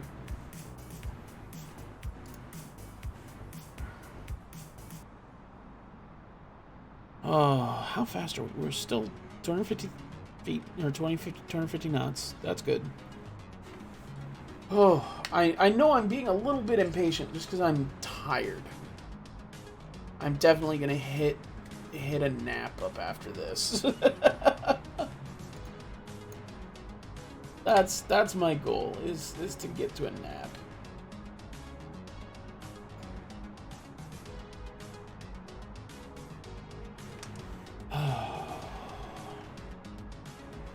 So we're what? 60 miles away from our left turn.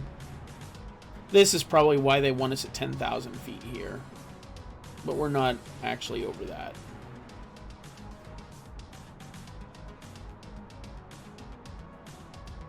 I think we'll be fine.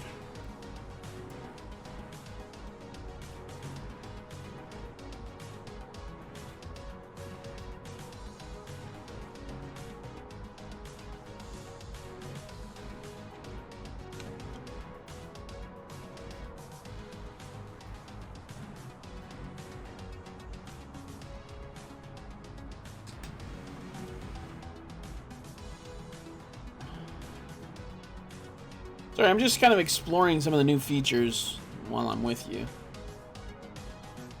It didn't have this tablet here before. It seems like a lot of it's not actually like made yet, but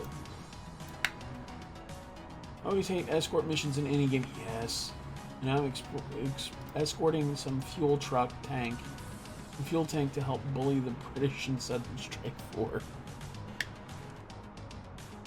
Yeah, I definitely don't care for escort missions in anything. No, thank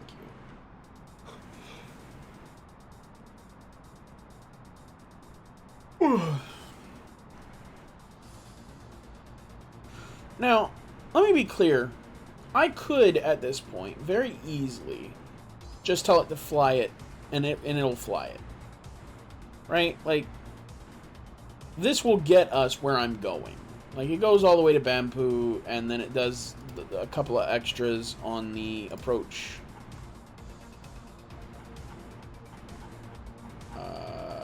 What's it got? Runway 9. Is this it? That's 27. Runway 9. So it'll also have Lambo and detune. Which we're going to capture the glide slope at detune at 1,700 feet. I gotta remember that.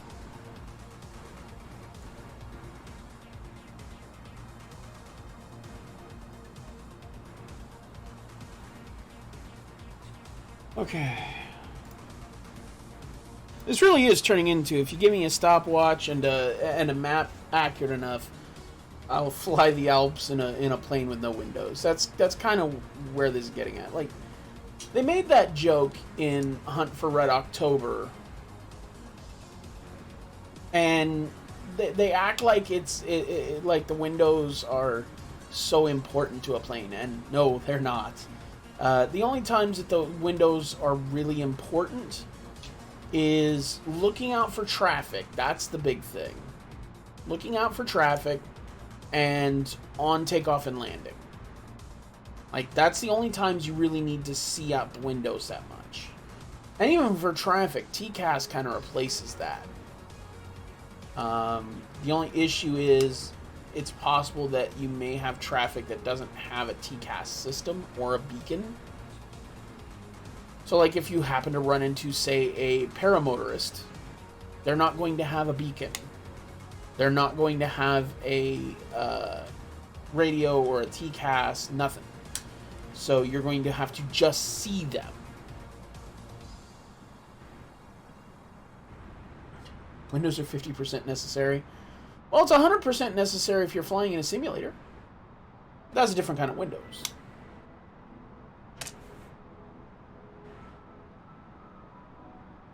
Oh, so any minute here, this is going to get very, very fast. And I'm not going to have time to interact much. At least I think. Let me be clear. I think I'm going to be very, very busy. I don't think I'm going to be able to interact. So I apologize in advance. Oh. But I'm going to have to be micromanaging the plane where up until now it's just been flying the path that I programmed. I did all the work at the beginning so that I didn't have to do it during the flight. But now I'm just kind of screwed.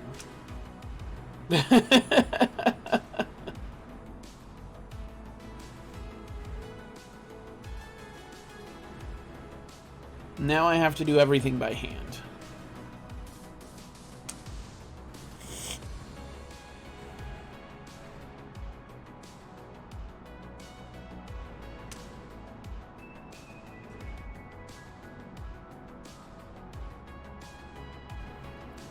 Already, right now, we are no longer flying the flight plan. But this is just a long stretch of flying heading 355. Next, we're going to make a 50-degree left turn to 305. Then we're going to make a 1-degree left turn to 304. Then what, a 44-degree left turn to 260.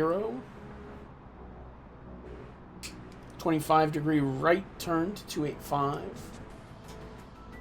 25-degree right turn to 310. 25-degree right turn to 335.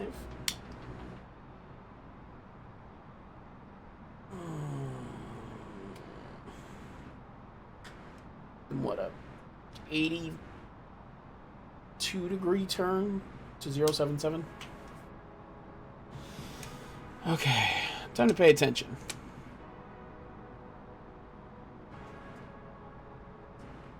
So we've got about 12 miles until our left turn.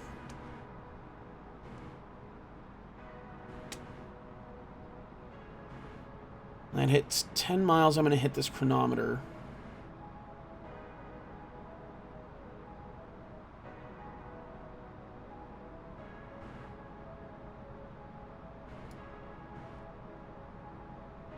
Figure out exactly how long it takes us to fly.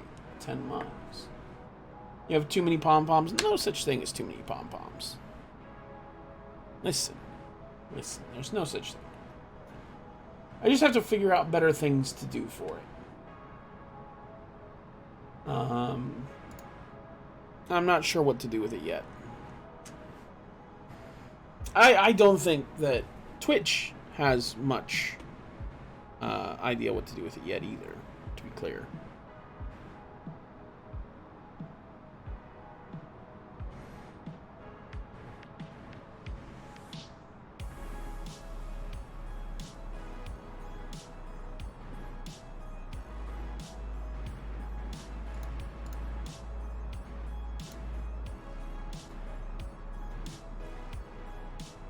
You have 6,000. I think Wifey has like 30,000. It's dumb.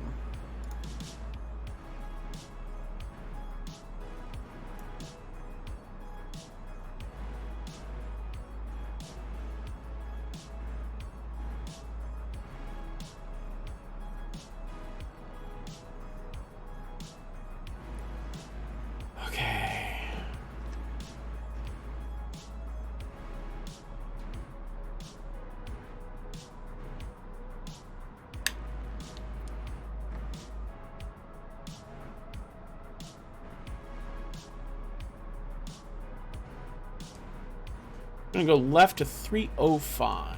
50-degree left-hand turn.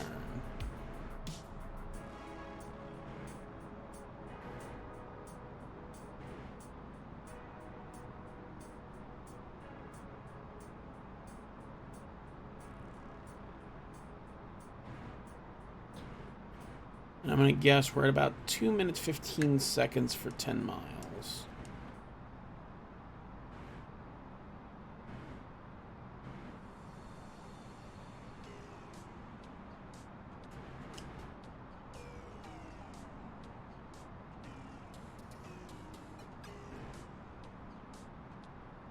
Oh, looks like 2.5 minutes.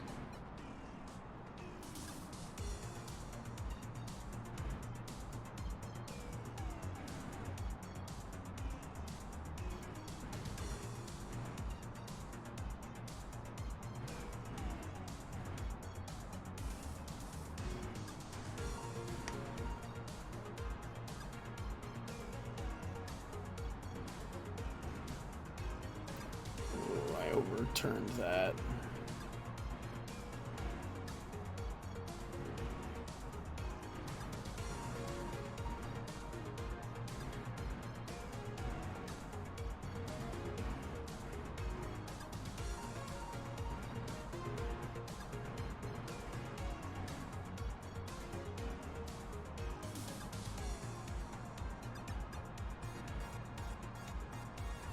See if I can't intercept this properly. Nope.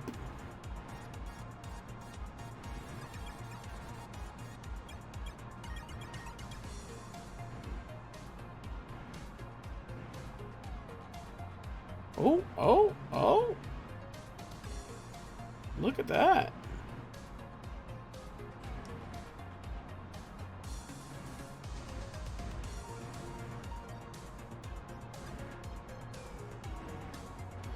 Let's go down to 6,000 feet.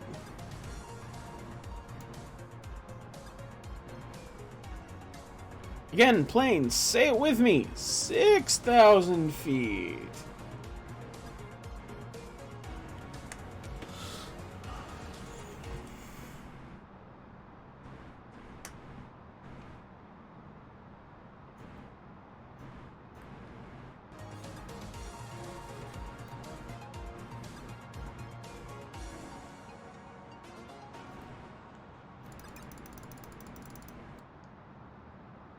These are some interesting shapes that I don't think are probably actually in the region. Maybe something similar.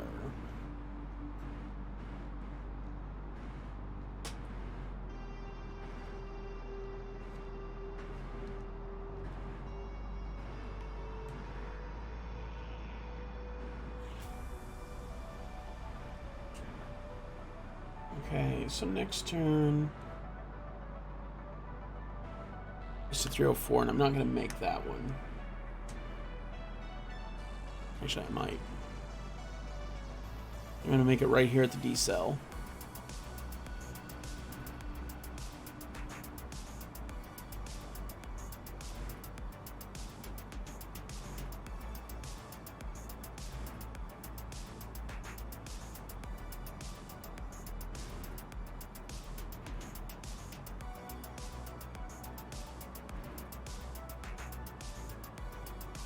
That's damn near perfect. Okay. Okay. Trust the chart. And my instincts. I have to trust both right now.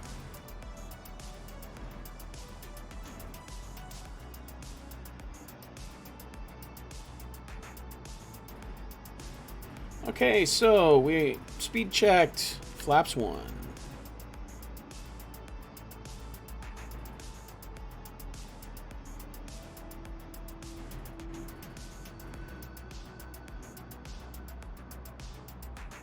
Okay, just making sure the plane is staying level. If I see it start to nosedive, we're gonna have issues.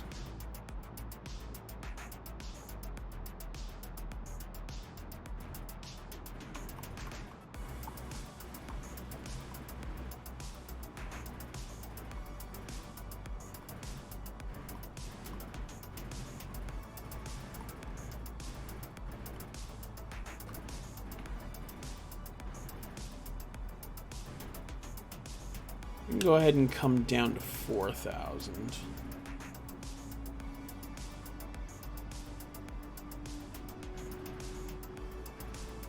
I'm going to go ahead and keep it at flaps 1 for now because I don't want it to keep decelerating. Not yet.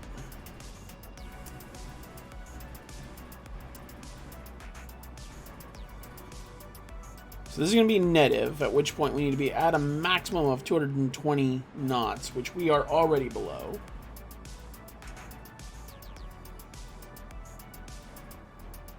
Right, next up is going to be a left turn to 260. Probably start that 3.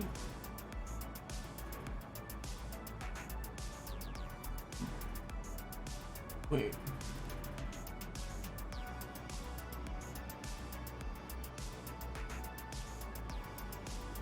It's trying to take me straight to Bamboo. Fuck you.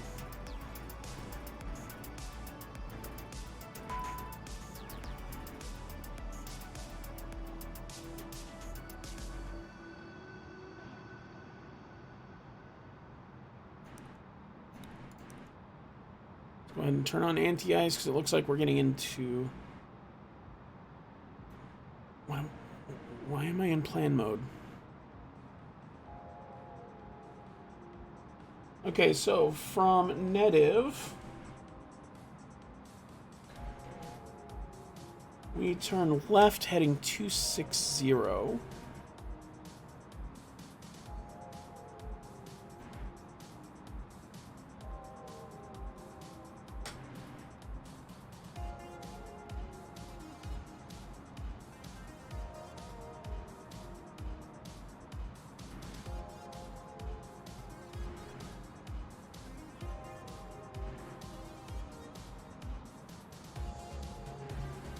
Let's fly for roughly 1 minute 15 seconds.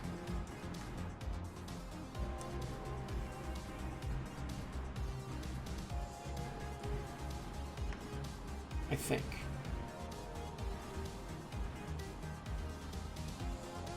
One minute 10 seconds. And then we'll do a right turn to 285.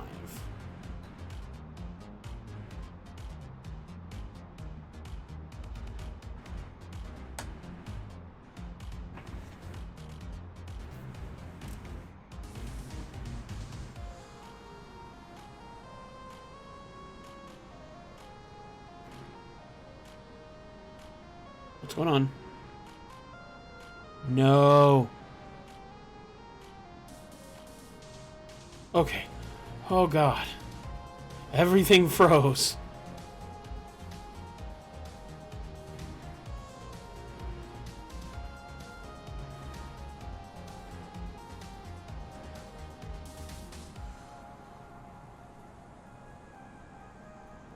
Okay, 1 minute.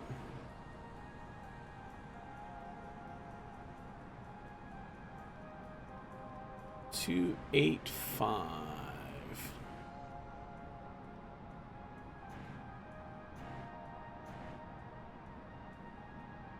We're going to go to 1 minute 10.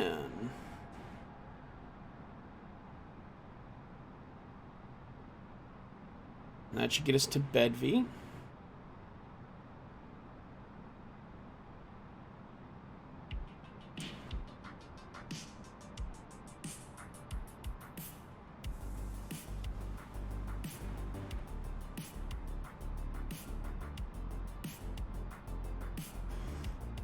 I'm just estimating here, by the way. So if I'm screwing this up, this is your fault.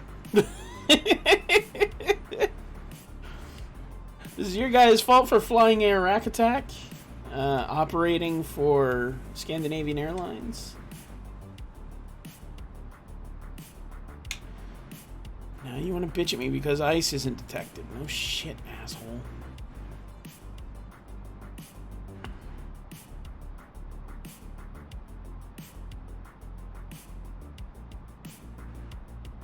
Right turn, heading 310.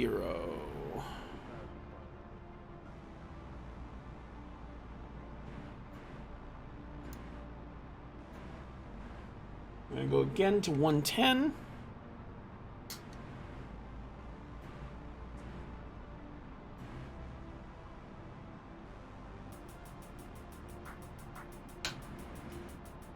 And that'll take us to Victor Alpha 411.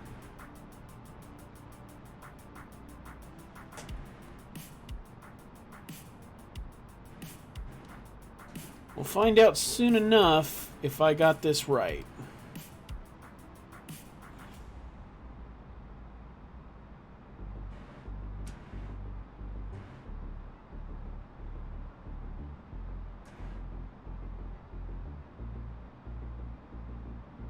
So next turn will be right to 335.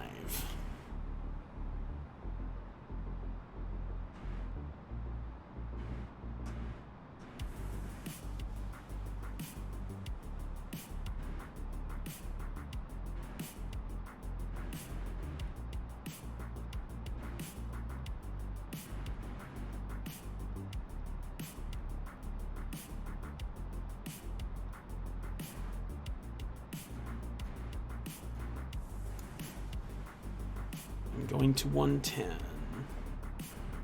And then we will turn right heading 077, and that should take us right by Bampu. If I've done anything right. Which I doubt, by the way.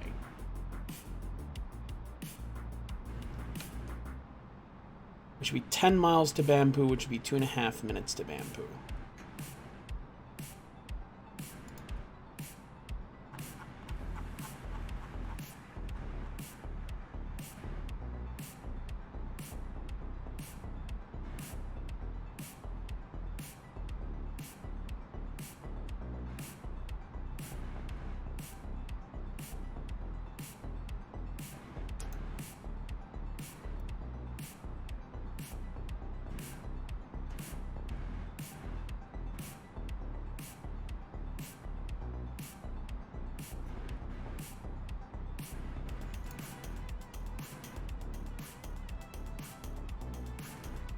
Right, heading 077.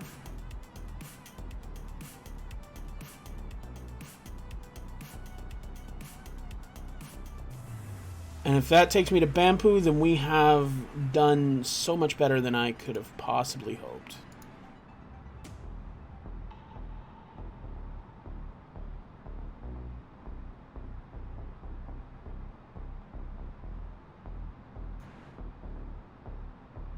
Be looking about 2 minutes, 2.5 minutes to get to Bampu. Oh. Chat. Look at how close that is. It's not perfect, but damn, that's close. Oh, I am happy with myself.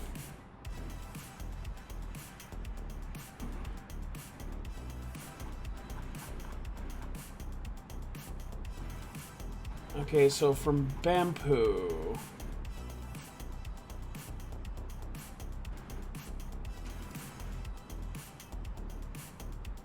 Oh, that is dead on. Oh, I did that perfect. Okay, I'm so happy. Oh, okay. So then from Bampu, I need to go heading... I need to turn right heading, or no, left is heading 017. Yeah, look at that. That is lined up.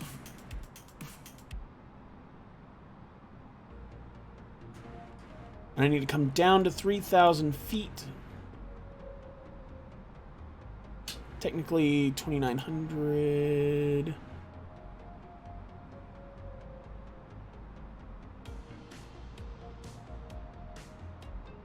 Or Lambo. Plane. Would you like to explain yourself?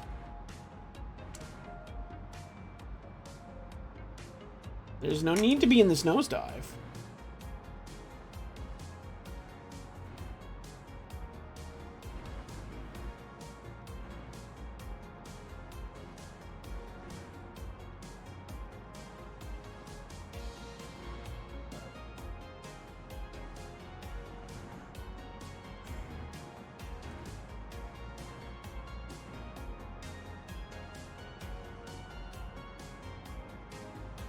Turned too soon because I panicked about the nosedive.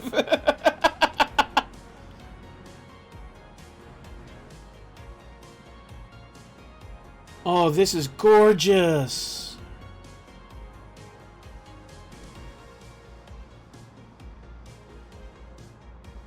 Oh, look how beautiful this is, chat. Chat. And then from Lambeau, we need to come right to heading 087, which will line us up for runway 19. Or 09, pardon me.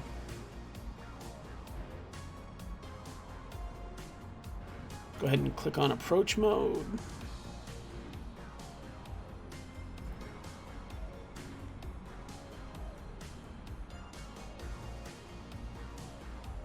No, no. What are you doing?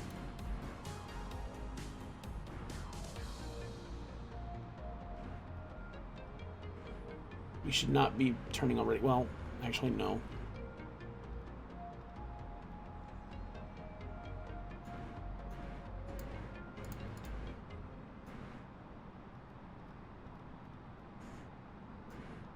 Let's go ahead and turn it into approach mode. Oh, my indecision is really fucking with this plane.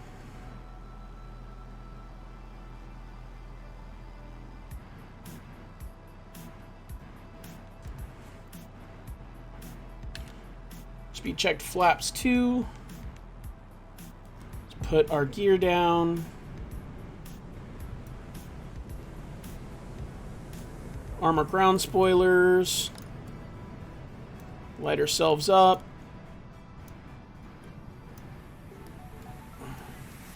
Actually, no, we don't want to take off.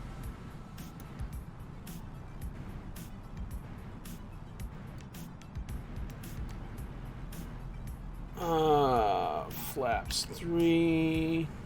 Ooh, we are going too fast. Okay, I'm gonna take control of this.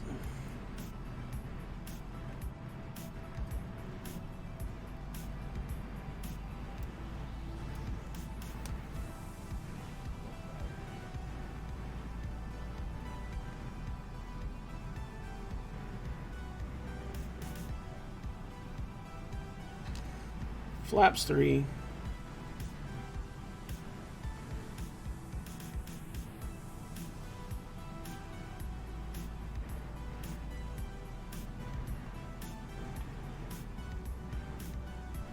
Flaps full.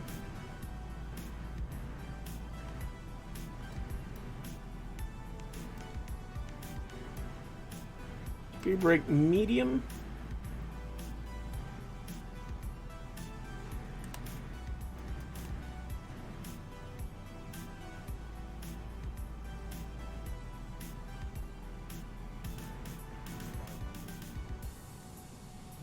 Let's pick it up a little bit.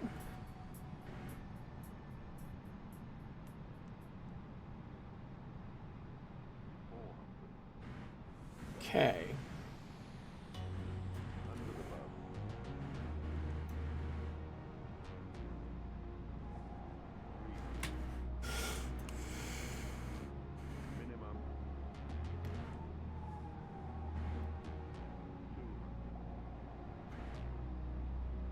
We are too low. Why are you throwing that up? I don't need that. Only unstable because the... What is going on? Oh, no, no, no, no, no. Why are you doing this to me? Ladies and gentlemen, this has happened to me once before. That had nothing to do with me and my inputs. Okay, so I want to explain this. What just happened, it happened once more in Toronto, I want to say. And the plane stopped responding to my throttle. Like, so, on approach, the plane is supposed to be managing my speed. What that means is, if I pull up, it should be increasing my throttle. If I nose down, it should be decreasing my throttle. It should still be managing my throttle. Even if it's not managing my throttle, I advanced my throttle to full which, although it takes about 6 seconds to reach full throttle from a completely idle throttle, it's maybe 2 to full throttle if you're not. And we were not at full idle. So I should have been getting more power, more thrust, and I wasn't getting it. So I'm not sure why this plane has done this to me twice now. But it's not obeying its own laws, and it's not disconnecting the auto thrust when I advance the throttle to full. It's not giving me my power when I advance the throttle to full. It's just completely ignoring me, even though I'm advancing the throttle to full. So yeah, I got a Sobode. Or possibly fly-by-wired, I'm not sure. But it should not have allowed me to do that. That was entirely the fault of the plane. I have flown that... I mean, that wasn't even anything about the approach. That approach was goddamn beautiful. I did get unstable, right? But I don't know why it decided not to obey me. But if it had, I'd gotten back to the point where I was pretty much on a stable descent. I needed it to respond to my power earlier when I was at 600 feet and I was saying that I need to level out, and it just kept descending, and it descended directly into the terrain, and I don't know why. Maybe I'll be able to show this YouTube video to an actual pilot at some point and get some feedback on exactly why this happened, but this should not have happened this way.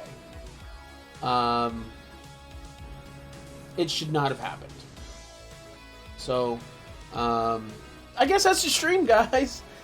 This answers the question, do I ever crash? Yes, I do crash. This will be the 3rd time I have crashed. The other 2 times were both in Canada, both, ironically, on the way to Lester B. Pearson. CYYZ.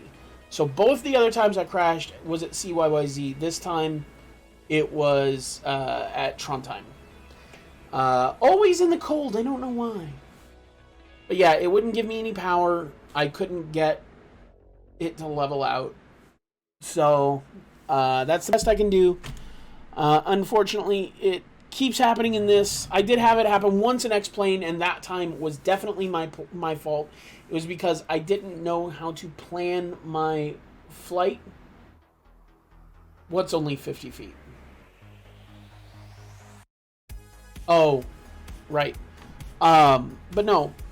I didn't know how to plan flights yet. I didn't know how to use SimBrief. So I was just guessing on fuel. And I had to go around 2 or 3 times. And by the time I was done going around, I ran out of fuel and crashed. That was my fault. I did still land it, but I landed it with like 1,200 feet per minute. So yeah, that was rough. You know, just maybe add some special thing when I get currency. I'll have some fun things I can do. One of the things I have in mind is for a few hundred stuff, I'll name all the robot masters from Mega Man 1 to 6. Yeah, I don't know them. Like, again, the only one I've really played at length is Mega Man X. So like I can name all 8 of those, but that's not a big deal. That's not a reward of any kind. Like that's the rub, right? Is I want it to be a reward that people want, not just, you know, here's a biscuit, do the trick, right? Is I want it to be a reward or a challenge of some sort. And I don't have the skills to perform that kind of a challenge. And I don't know. I just I have to figure something out. That's not going to be it for me. That's not my vibe. But I do appreciate the... Yeah. Well, so I have thoughts on what to do with my currency stuff. And there is already a use for them. There are audio controls. So, like, you might have heard Wifey do this one. All those cost 500 points. And you do have a balance that uses special currency. Where is it? Currency. Fuck. What is the command? Let me look at my chat bot. Currency. What's the command? What's the command?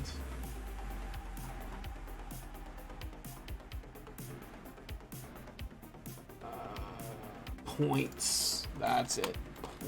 Points.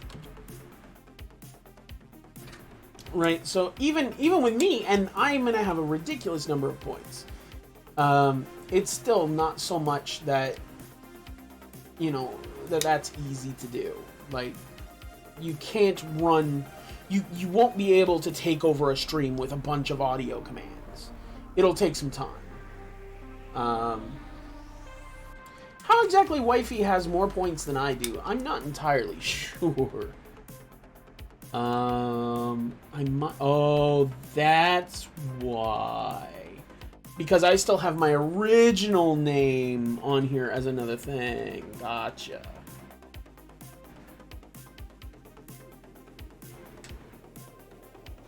So one thing that I'm planning on doing, like, I'm planning on a couple of things, a couple of changes. But it'll have to come at a point where I can afford to do things. Like there may be a certain time where there's merch, right? And I'll do a raffle, and the raffles will cost out of those points. But until then, you know, we have to get to a point where the stream is sustaining itself. And right now, I'm still just sinking money by the boatload into it.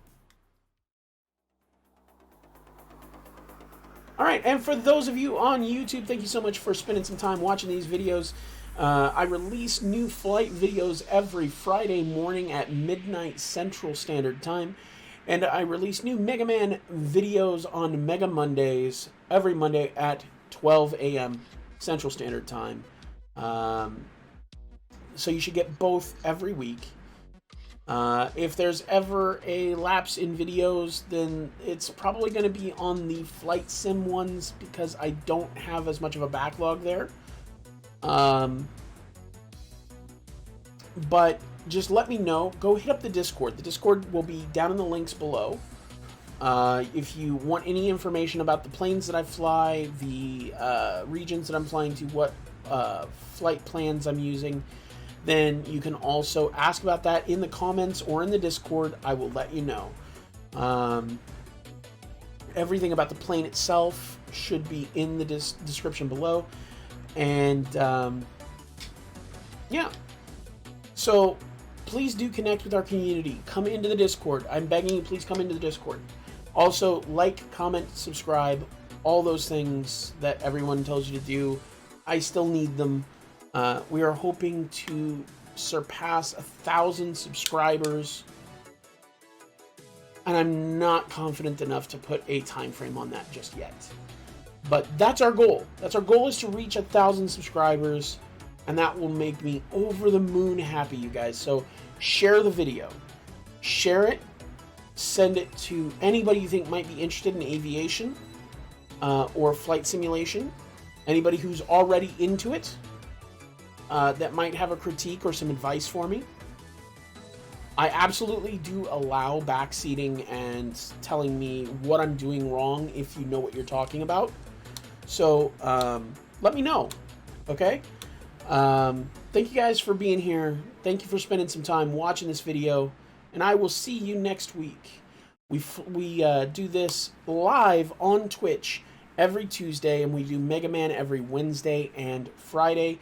You can see that schedule at twitch.tv/ArakAttack, ARAKATK.